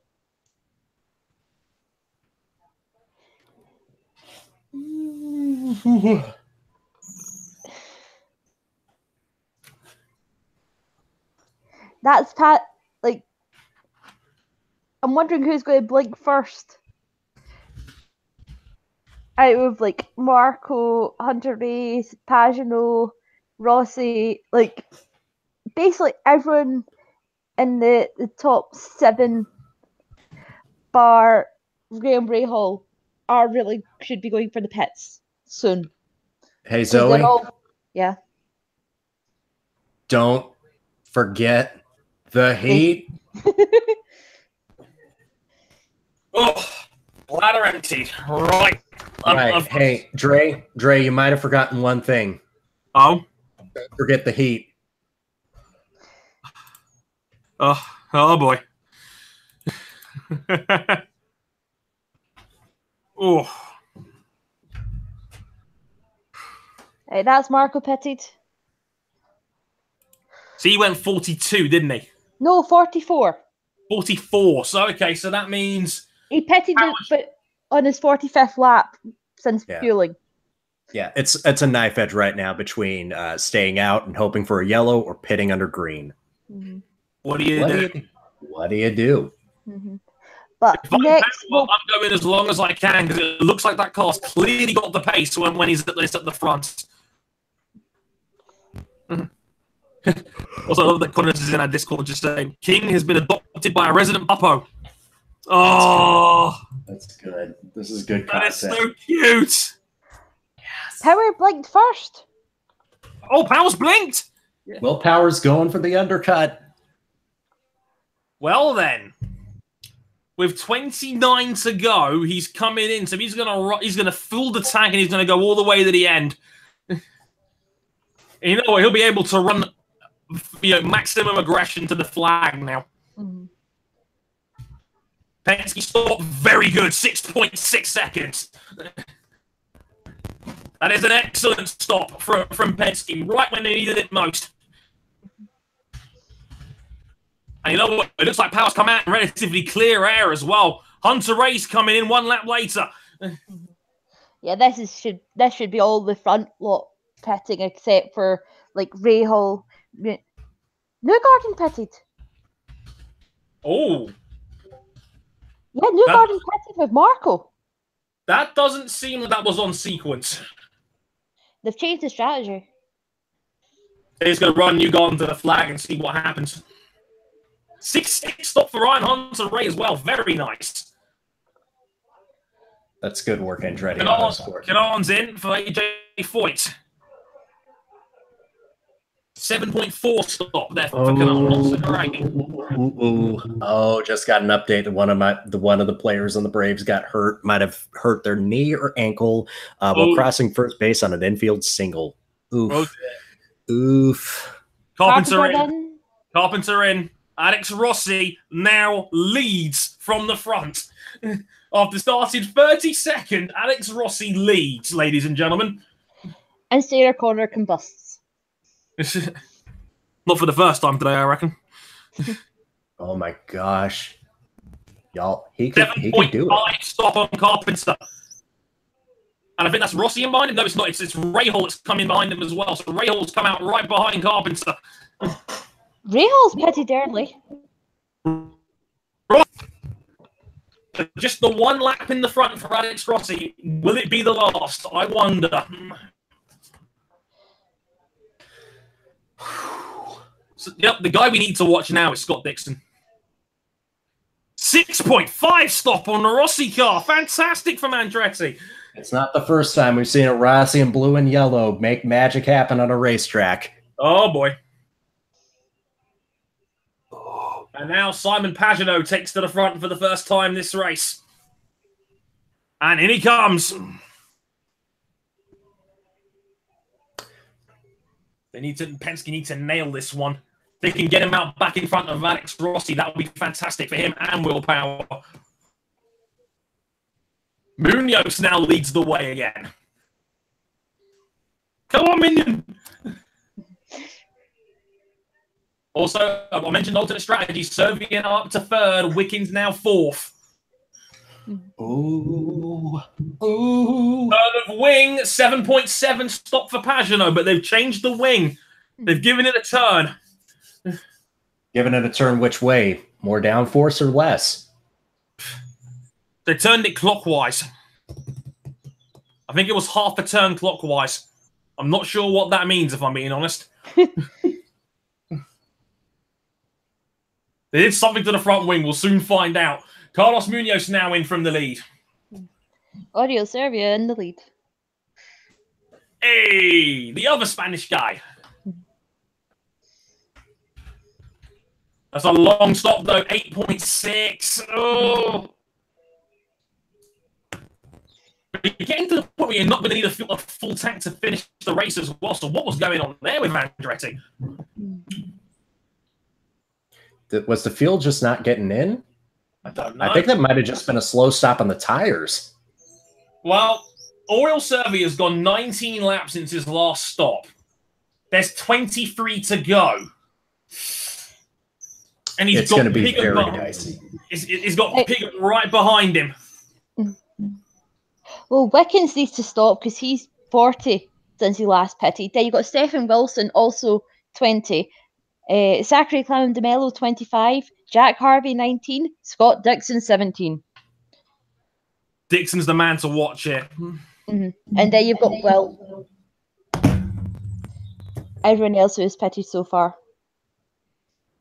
Wickens makes the move.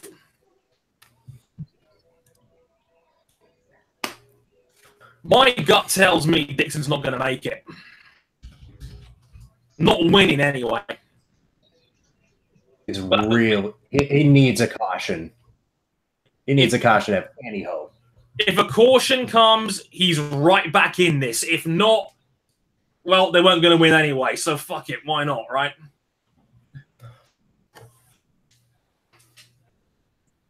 The blessing for Dixon here is he's got people he can tow off at the moment, so he can save a bit more fuel that way, but he needs a caution now, really. Robert Wickens now leads the way from Oriol Servia. Stephen Wilson, these guys have still all got to stop at least one more time. Harvey in fourth, Clement de Mello in fifth now. Dixon in sixth on the alternate strategy, and Power is only 5 seconds behind Dixon now.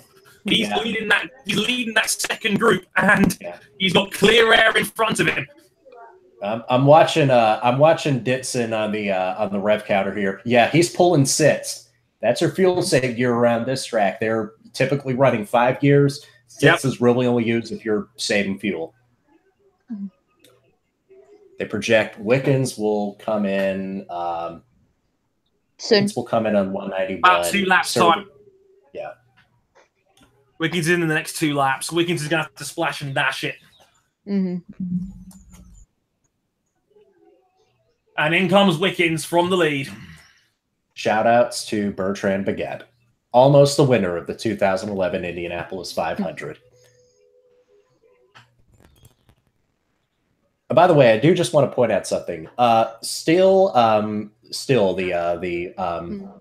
home improvement company, machinery company, they're sponsoring the next race in Detroit. Still, were also Robert Wickens' sponsor at one point in the DTM. Conspiracies indeed. As I was once put it, the plot Wickens. Hey. So Servia now leads. Wilson second, Harvey third, Dixon fourth, Clement de Mello fifth. We think at least 4 of that top 5 has to stop again. Dixon's going to be the man who's right on the bubble. And like I said, Dixon is got willpower coming for him at full throttle in that second group. First, second, and third, surely you have to stop again. Yeah, Clement de Mello's coming, so Power's now up to 5th. This is more than likely going to be your last commercial break for those watching around the world on television. I don't know what the radio team has done. I'm guessing they're done with their breaks. 19 to go, folks. Just like we now have the countdown official, so we're now down to 18 laps to go, folks. We're ready for a grand finale, everybody. Is Dixon going to make it on fuel? Can Power chase him down now? Please don't join us for the Coca-Cola Sit Center, because this is the main event that you're watching right now on Day of Classics 3, the third one. Oh, yes. So the 32 of you still keep sticking with us after nearly 3 hours now. Thank you so much for staying with us all the way to the end here. And yeah, we have 18 to go, and it is getting tense up in here. Well, Jay Howard, get out the way. Yeah, like how is he still out here? Go away, Jay Howard. James Jakes would have done better.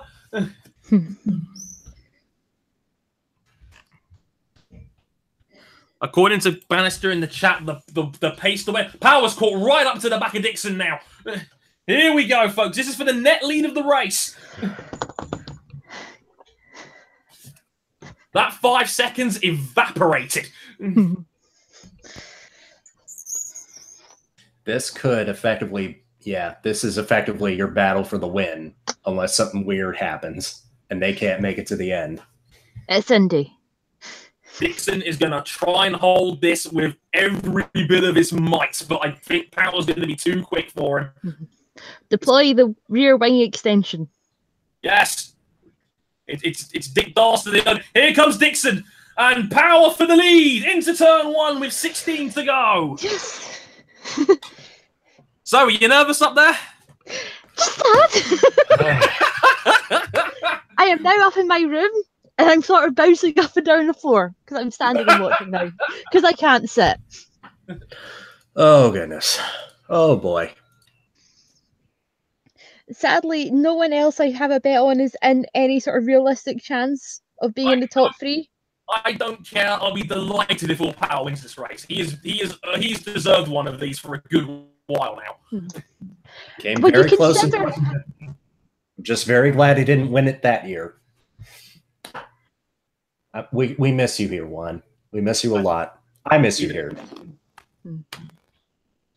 Power leads 15 to go, and he is broken free from Dixon, and that could be your race-winning move here, folks.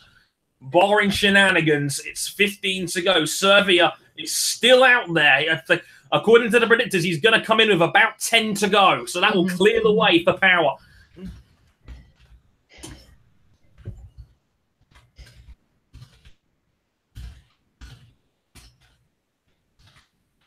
Will everybody hang on? Will there be one last caution, one last twist in the tail here? We don't know. We have 14 to go for Servia. It's looking like a couple people missed time going in because I've not managed to pull back up. They haven't, yeah. Like Power's cleared the leading group. And it looks like no one else has got an answer up the front here. Servia leads by 3.7 seconds from Wilson. Harvey's and Nomad's have another 5 seconds back. Power is now 2.4 ahead of Scott Dixon, and Carpenter can't find a way through. And Rossi is right behind Carpenter trying to figure out a way around. So with 13 to go, it looks like the Scott Dixon traffic jam is going to gift this one to Will Power as it holds up.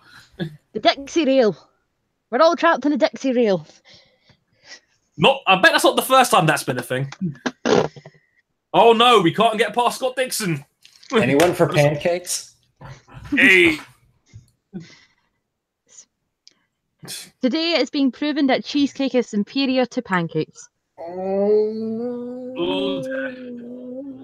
Who's that in the pits just then? Oh! Khan's lost it! Come on, in the wall! That's a caution! Oh no! Well, well, well. Oh god. I don't need that. Oriel Servia might have just hit the jackpot. Did he manage to get in before the yellow came out? He's still out there. I thought he was. All of Brazil is toast. Mateus Lace is still in this race, but still. Oh, Tony. Oh God, I don't like this. Make it end. This is it. This is going to come down to less than 10 laps. Oh, yeah, another guy that's just lost it on turn 4. It's the third straight guy who's done that now.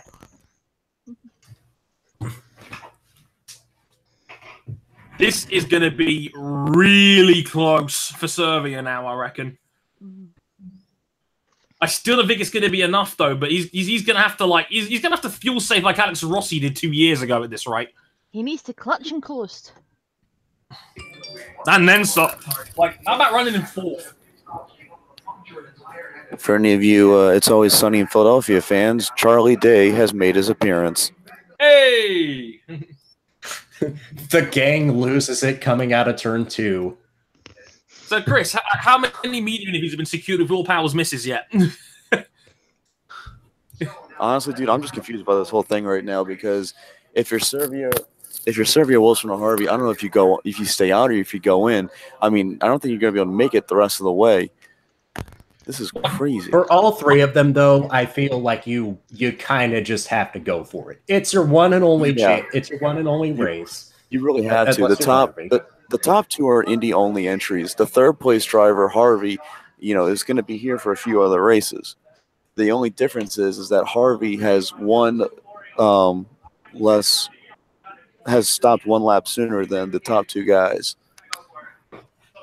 All right, they said they're going to go for it. Servia's going to go for it. So Servia's going for it. There you go. and Connors needs to get back into the chat. Hang on. Yep, sweet. Okay. So Rossi right now is 7th. No one has pitted except for Connor Daly. Connor Daly did pit. Right now he's 21st, which is really good for him. Connor Daly is 21st. Corners, how's the heart rate? He seems about right. That's All right. to go here at the Indianapolis 500, folks. You are in the finish. Oriel Servia in the lead, and he said he is going for it, folks. All right, so end of the race is coming up. I'm going to head on off. All right. Chris, enjoy the last 10, my friend. Please no quickie yellows. Please no quickie yellows. I'm going to just mute voice and all that stuff. Yeah. Right. Okay. Come here. Come here. Okay. So we have Dre, we have myself, we have Zoe, we have King and Sarah, and most importantly, we have Bark joining us. Wait, hold on. We're going to get her up here 1 second. Come on. Bark. Come here. Come here. Come here. Come here. Oh, there she is. There she is. Yeah. So I want to talk about something here. Back in the late 90s and the early 2000s, Telefonica, the Spanish telecom community, sponsored a bunch of racing drivers from Spain. 2 of them were Fernando Alonso and Oriol Servia. Servia was quickly dropped. They stuck with Alonso for a while. They were both at Indy last year. Both of them came close, didn't win it. Oriol Servia has nothing to lose here. And if it comes up big, he's probably going to take the most unlikely of victories in recent Indianapolis 500 history. It looks like Will Power's going to have to earn this the hard way if he wants. He's got 10 laps to pass. He's going to have like 8 laps to pass 3 cars here. Mm-hmm. And he's got. You also watch out for Alex Rossi on the restart. That's the last thing you want to see. Yeah. Oh no! What did I do? From the app is Oriol Servia leads with 10 laps to go in the 102nd Indianapolis 500. Whose likeness will be added to the Borg Warner Trophy? Tap to follow the action on your Verizon IndyCar app now. Montreal. Montreal. It's that. Yeah. Okay. Yeah, I love that. Oh yeah, check it out. So, my friend is a huge racing fan in Brazil, and he drew my character. And that's awesome. Look at that. That's my character.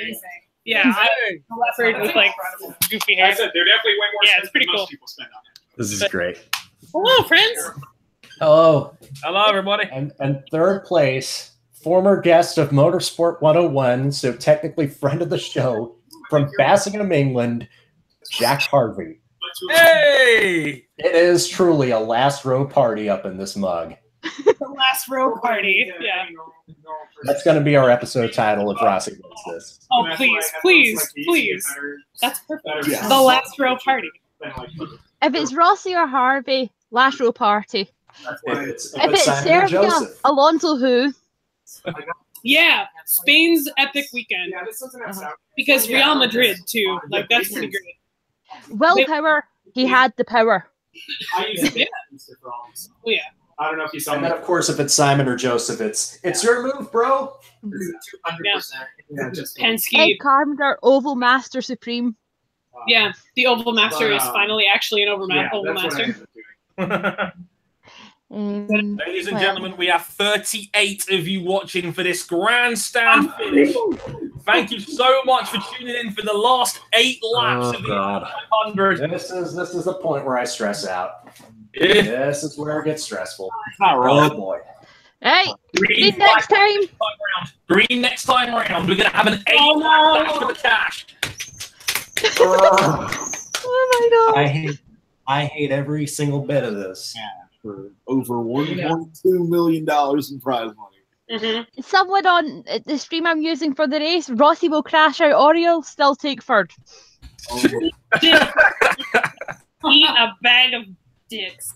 Because Alex Rossi never takes people out of races. Drink! Let's power in their bottle is being murdered. Drink! Empty your glasses. Told you it would happen. Empty your glasses. Liz Power's chewing on the ball again. It's 2016 all over again. I actually kind of want to do it too, but I don't have any handy. Hey! Ladies and gentlemen, for the 36 of you watching, thanks for sticking with us. Rossi, followed by Jack Harvey. This could be a thing where we have to actually interview the winner of the Indianapolis 500. That would be really funny. That would be so sick. Okay, we're coming round turn 3. Next time round, it is green. Serbia from Wilson. From Harvey. Willpower from right Dixon. there. Carpenter. Here we go, we're underway. Green. Oh boy. This is it. The restart. Serbia snaking it hard. Oh, here we go. It's time to move. Oh my god! Whoa! Oh my god! Oh, I'm about 20 seconds behind. What is happening here? Goodness me! Stephen Wilson is leading the race. You are not seeing things. Stephen Wilson is leading the Indy 500 with 6.5 to go. Harvey's now second. Fucking 6 minutes.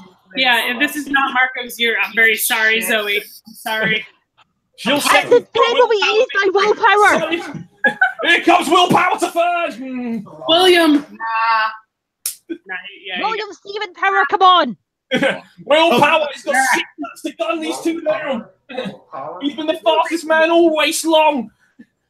5.5 left. You know what? The toe he's picking up is fantastic. Power's got great speed in that car still. He's only 3 tenths behind Harvey, who surely must be lifting and ghosting. Great, is that your brother? He is indeed, brother Ryan. Tell him I said hi. His eyes are glued, but he is here with me. Here comes Power on Jack Harvey. He's not close enough. He's got 5 to go. Oh, God. Has Wilson got the fuel? Oh, I don't know if he's got the fuel. I don't know. If he does, it's a miracle. Oh, God. Harvey is holding on here. Oh, my God. Holy shit. Wilson is breaking free from Harvey, but the question is, has he got the fuel? I don't know. God, if Stephen Wilson wins this race, could you imagine? Wilson's coming in! And Harvey! It's Willpower in the front! Surely he's going to win it now!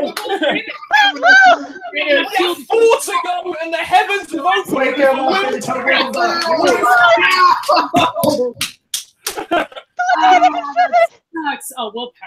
second in 2015.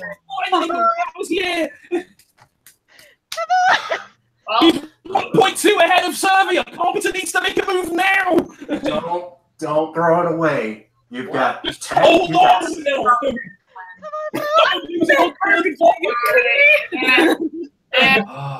I want Dad to win this race. That happens. Like they just don't have enough fuel. Yeah, so that's how Rossi won 2 years ago. Is because he was supposed to pit a couple of laps before the finish, But he just he just coasted his way to the finish line, and he won. It's fucking beautiful. Yeah, that's how.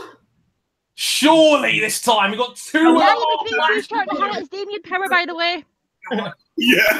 She shreds water bottles. That's like her thing. It's And I was like, just over. Miles left. no, damn. so Zoe, one of Zoe's favorite drivers is Will Power, and she like. I almost want to get that Daniel Ricciardo. Zoe's gonna die. We have 2 laps to go. Zoe, This is the greatest weekend in Australian motorsport history. He's pitted. I don't think he's made it. Zoe, should I pick you up all of the Will Power Indy 500 winner stuff at Pocono? Yes, please. Okay, I got you. I didn't. Has not made it. Serbia has come into the pits with a lap and a half to go. Terrible luck to Spaniard, but a hell of an effort. We got a lap and a half to go. He's just got to hang in there now. He's got a 2-second lead. He's got traffic coming up.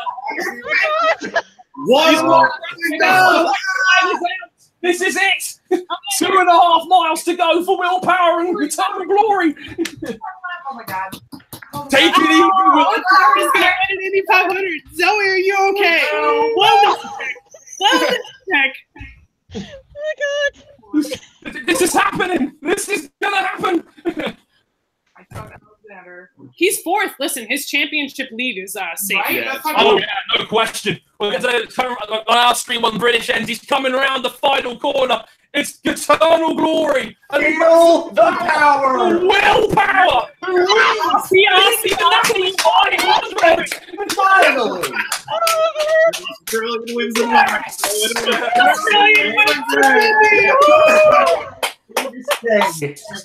Ed Carpenter's been phenomenal all race long. Ed Carpenter second, Dixon fuel stakes the third, Rossi 4th.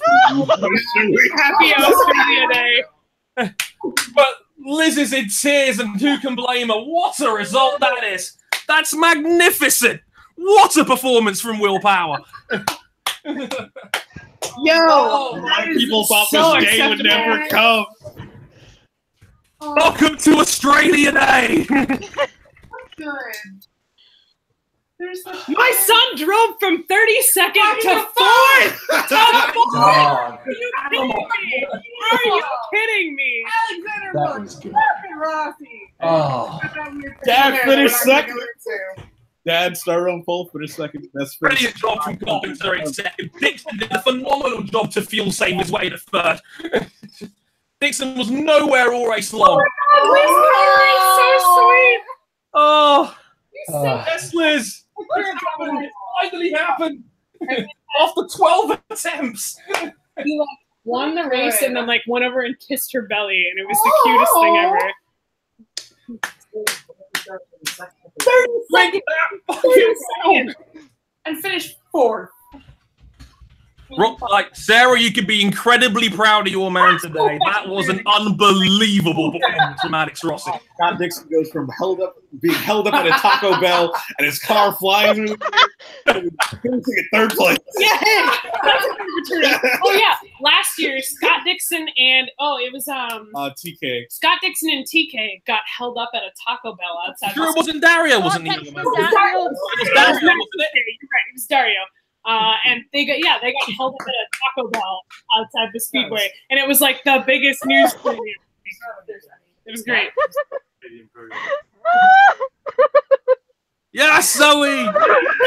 Yes! Zoe, I'm so delighted for you, darling. Congratulations. Oh my god. I'm actually crying here. It was actually fun. Oh, what a fantastic I remember when Will Power debuted the camp car. back when the split was and it never seemed like you'd ever get grasp on the ovals. But man, WV. Remember when we used to say it as soon as it was an oval, Willpower had no chance. Now he's a 500 champion.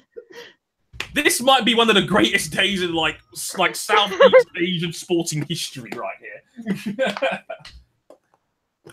Oh my god. Welcome to Australia Day. I'm tweeting Sasky. I'm tweeting like everyone I know from Australia. Today is a day to be Your Australian. country is good today.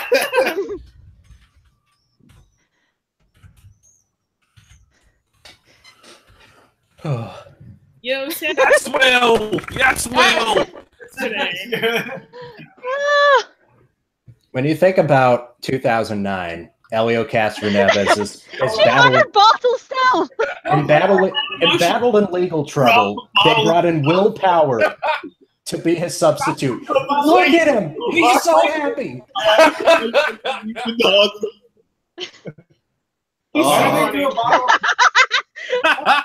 He just downed it on himself. It's a lie. I need to If say he didn't this. shoot him, it Remember, when asked what type of milk he wanted, he was told he doesn't care, he just wants it. Yeah, that's true. His milk choice was I don't give a shit. I don't Oh my god, he got him! Yeah, the Now- princess apologizing to the princess. raw, unpasteurized milk. Unpasteurized raw milk. Oh, that's nice. Simon Patrick on the first to congratulate. Oh, Those two go way. Oh my god, what has Damian Power been tweeting during this race? Holy shit, Yeah, how have I not Yeah, looked? Willpower's brother Damien is a Is stand-up a comedian. He's so funny. Oh shit. Oh, look at this. How do I know that, Sarah? This is the weird osmosis that I'm experiencing. through being Don't your count friend. out Ed Carpenter. He looks really old, but he's quick. Damian Power. Will's going to the pit, the snake pit, a quick mosh and a beer bong. that's where I'm celebrating there. David's crying in the background. Townsend Bell not in the race this year, but doesn't stop him from rapping. But hey, that's fine because Townsend Bell is more than likely going to be part of it next year Oh, on NBC. you know what? Townsend Bell is kind of the reason my son won 2 years ago, so I'm okay with that. because of pit lane Because of pit lane shenanigans. Yeah, him and Hunter Ray crashing in the pit lane is pretty much why he won. Huh? Aussie. David keeps trying to look away from the camera.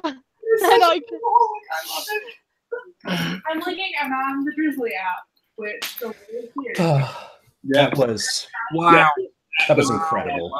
Oh, also, did you see he just turned down the kiss from the queen? They just went for a hug. His wife was right there. Yeah, That's fair. Liz Powers very good. Will Liz, please don't try and crunch and chew the water bottle, the glass bottle of milk. Don't chew the bottle of milk in your hands. Don't chew the bottle of milk. crunching sound. Oh my the entire bottle. Oh man, yes. This is the first non-Andretti win since Montoya won. Yeah. And who was second that day? I'm pretty sure it was Willpower by a 10th, wasn't it? I remember because I was stressing all race long when that happened. Oh my goodness me.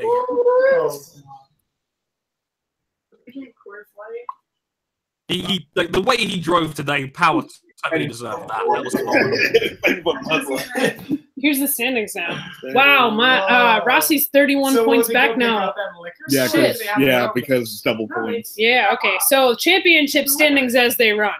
Willpower, Joseph Newgarden, Dixon and Rossi are tied for third.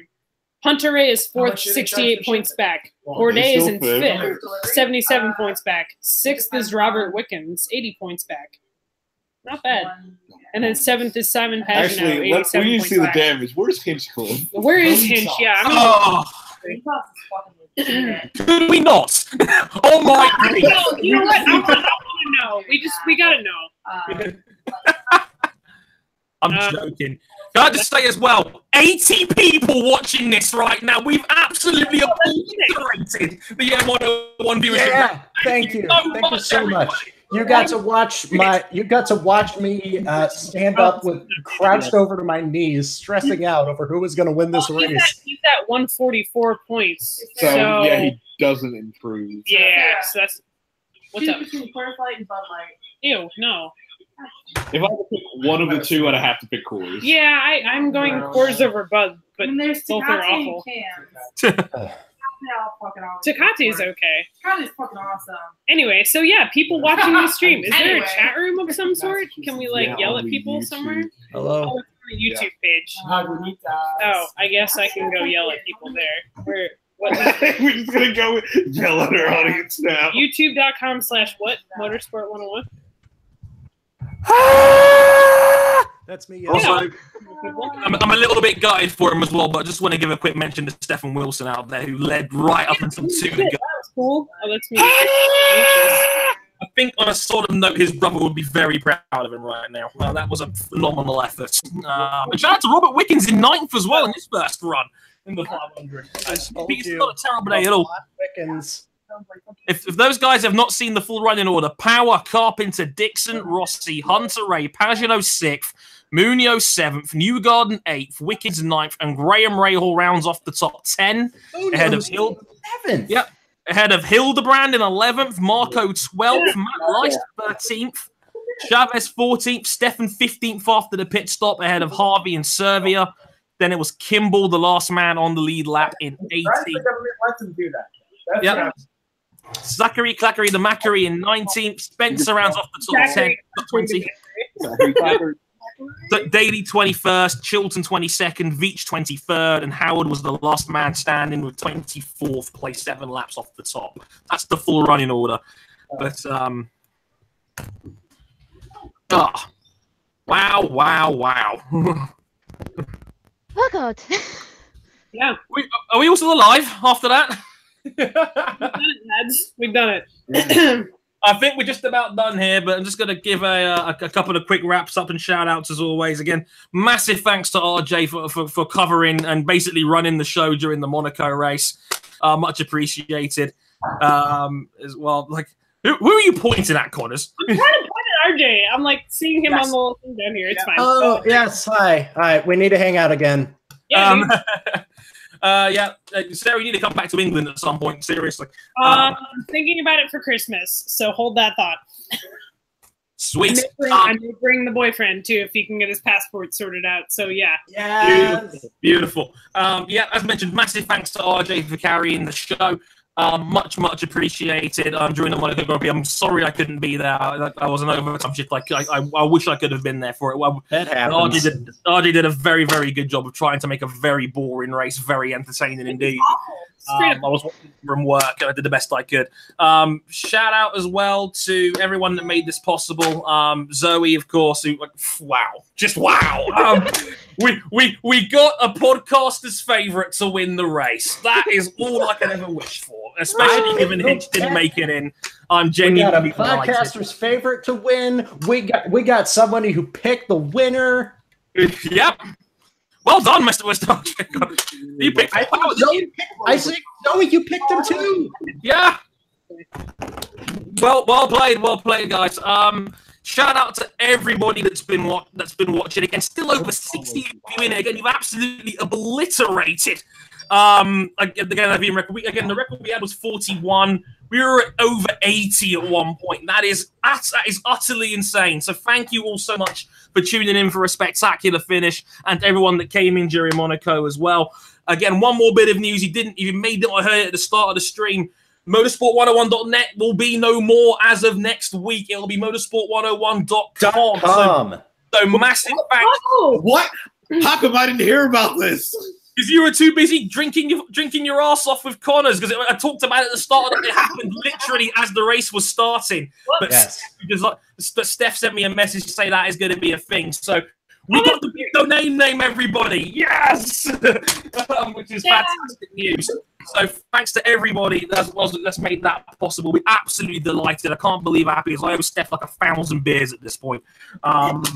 like that girl does the Lord's work. Check out Silver Code if you want your website being done. Steph is an absolute superstar. I could not have done that without her. She's a legend.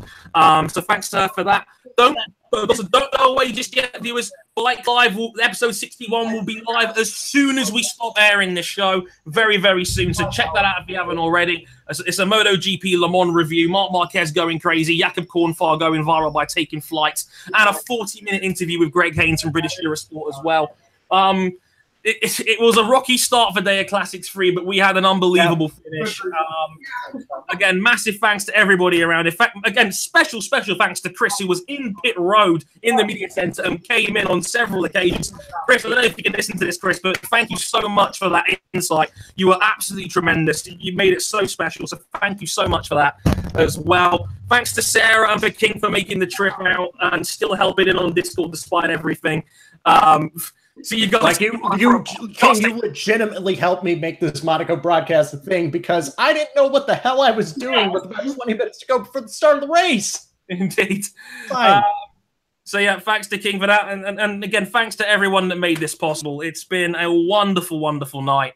Again, SoundCloud.com/Motorsport1. Black Live will go live as soon as we go off the air. But seriously, thanks to everyone that's tuned in and watched. Much appreciated. Hope you guys enjoyed Day of Classics 3. And don't forget, there will probably most likely be a double header of Motorsport 101 next week with the Monaco Grand Prix and the I think we're recording tomorrow. Yeah, we are. Yeah, we are indeed. So I'm off today. Oh, you're off tomorrow. Oh, well, there's a thought.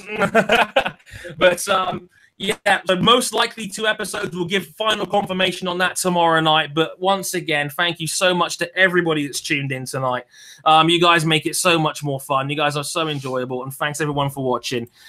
So from me, Andre Harrison, and technically Ryan Harrison in the back, from Krista Harday, RJ O'Connell, Sarah Connors, Ryan King, and Zoe Hamilton. I've been Andre Harrison. Too many rides. Too many rides. there's too many of them here. Too many guys beginning with R. But I've been Andre Harrison. This has been Day of Classics 3. Thank you very much for watching. And sayonara, everybody. Good night. Later, y'all. Bye. Bye. Oh, God.